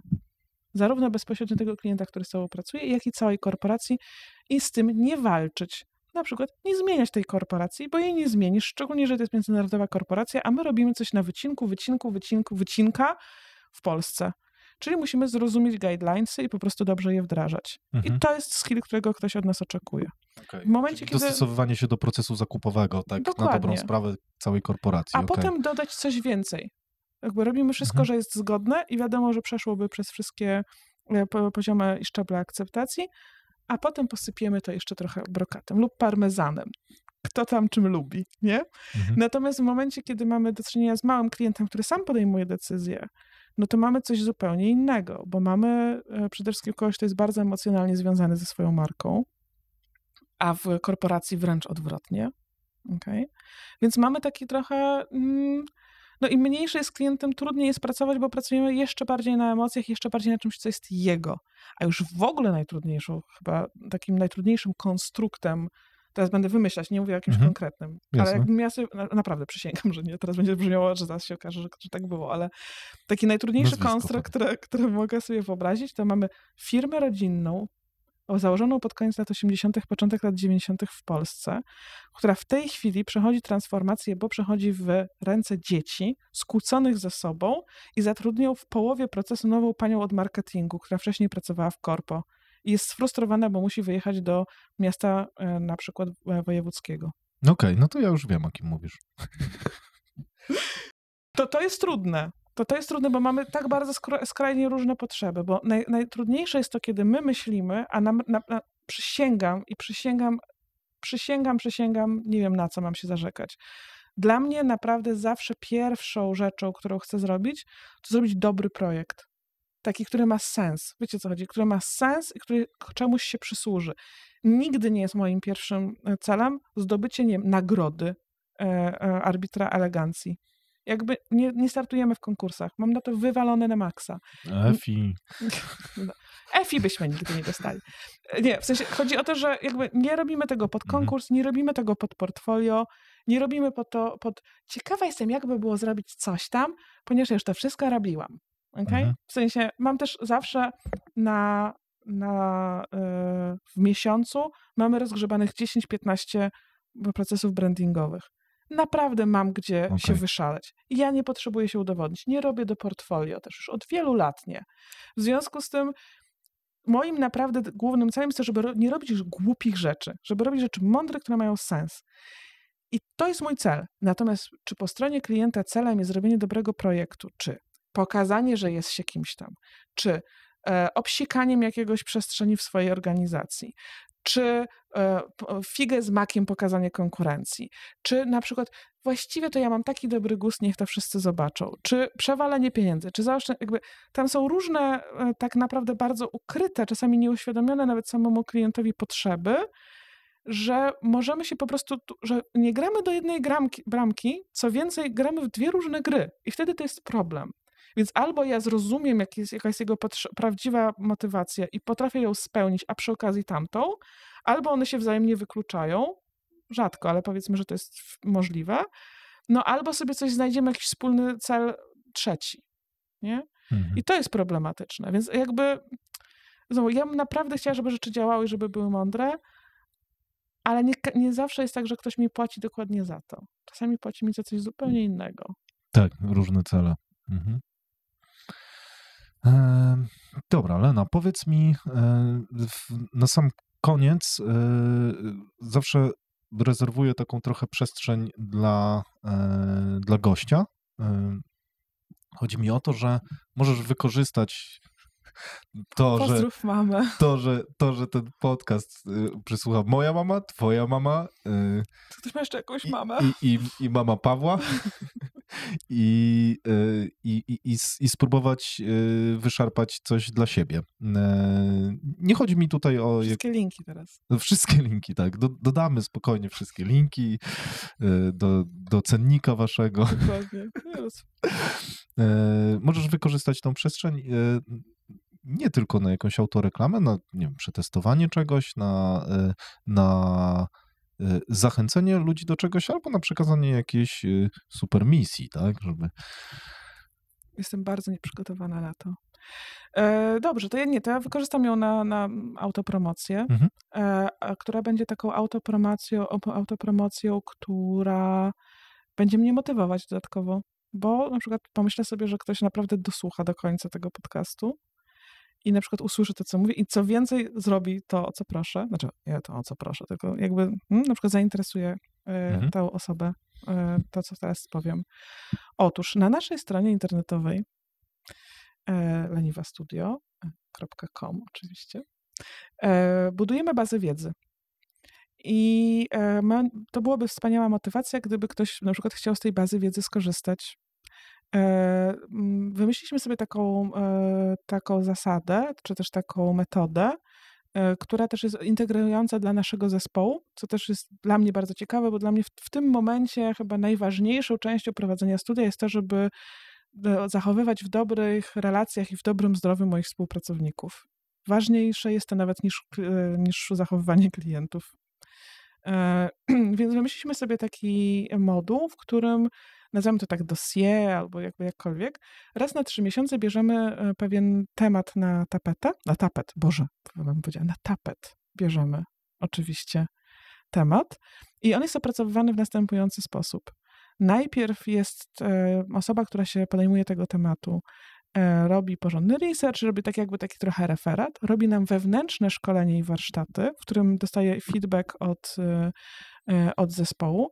Następnie przygotowuje wewnętrzną prezentację, która jest w naszym onboardingu, bo my mamy też w ogóle nawet już ostylowany przepięknie onboarding, który wyjściowo, ponieważ ja tak szaleję strasznie na tych frameworkach, to nasz onboarding dla współpracowników miał ponad 60 stron w Google Docsach i stwierdziłam, że nikt tego już nie zniesie i dlatego nasz kolega Michał, nasz nowy UX GUI przygotował to w Webflow i mamy teraz to jako stronę internetową z dostępem. Zresztą też będę ją udostępnić i o tym pisać w repozytorium, w tej bazie wiedzy. Mamy wszystkie repozytoria, więc trafia do repozytoriów taka wewnętrzna prezentacja, co powinniśmy wiedzieć na temat danego tematu. Mamy zewnętrzną prezentację dla klientów, gdyby chcieli się coś więcej dowiedzieć, oraz mamy artykuł, który podsumowuje to w 2 językach, oczywiście po polsku i po angielsku. Mamy taki pierwszy już materiał na temat dawania feedbacku, zarówno jakby z punktu widzenia klientów, jak przyjmować feedback jako projektanci i jak dawać sobie wzajemnie w zespole. Sobie to naprawdę przewarsztatowaliśmy i bardzo nam to ładnie otworzyło głowę. I mamy też nawet, tego jeszcze nie opublikowałam, ale mamy też narzędzie do feedbackowania się z klientem w osobny framework. I chcemy, żeby każdy taki dział był zakończony zestawem narzędzi, które udostępniamy i dzielimy się wiedzą. Więc to byłaby dla mnie świetna motywacja, gdyby ktoś chciał tam zajrzeć. Jest tam już kilka artykułów i będą się pojawiać kolejne elementy z bazy wiedzy, takiego ugryzienia tematu w różny sposób. Być może tak sobie myślę o tym, że może bym nawet poszalała i coś pomyślała sobie o tym, jak zrobić logo z AI-em i być może to by mnie też zmotywowało, żebym to zrobiła i może nawet to zrobię.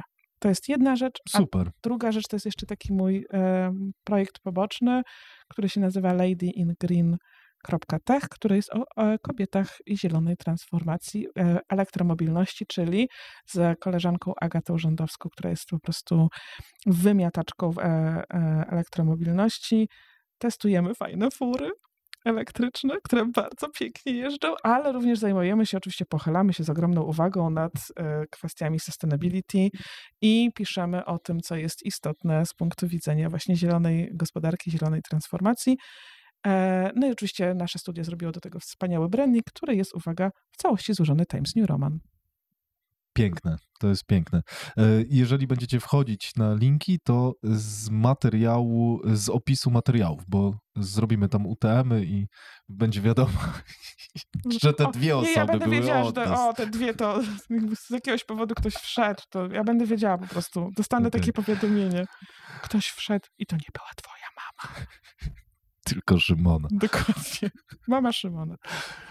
Super. To byłby fajny brand. Bardzo dobry. W sensie zobacz, czy mama Szymona.pl jest wolna. Kurde, musiałaś na głos to powiedzieć. Wytniemy. Bo tak, moja mama ciasta by chciała robić właśnie. Mama Szymona robi ciasta. Ja dla swojej mamy zrobiłam brand.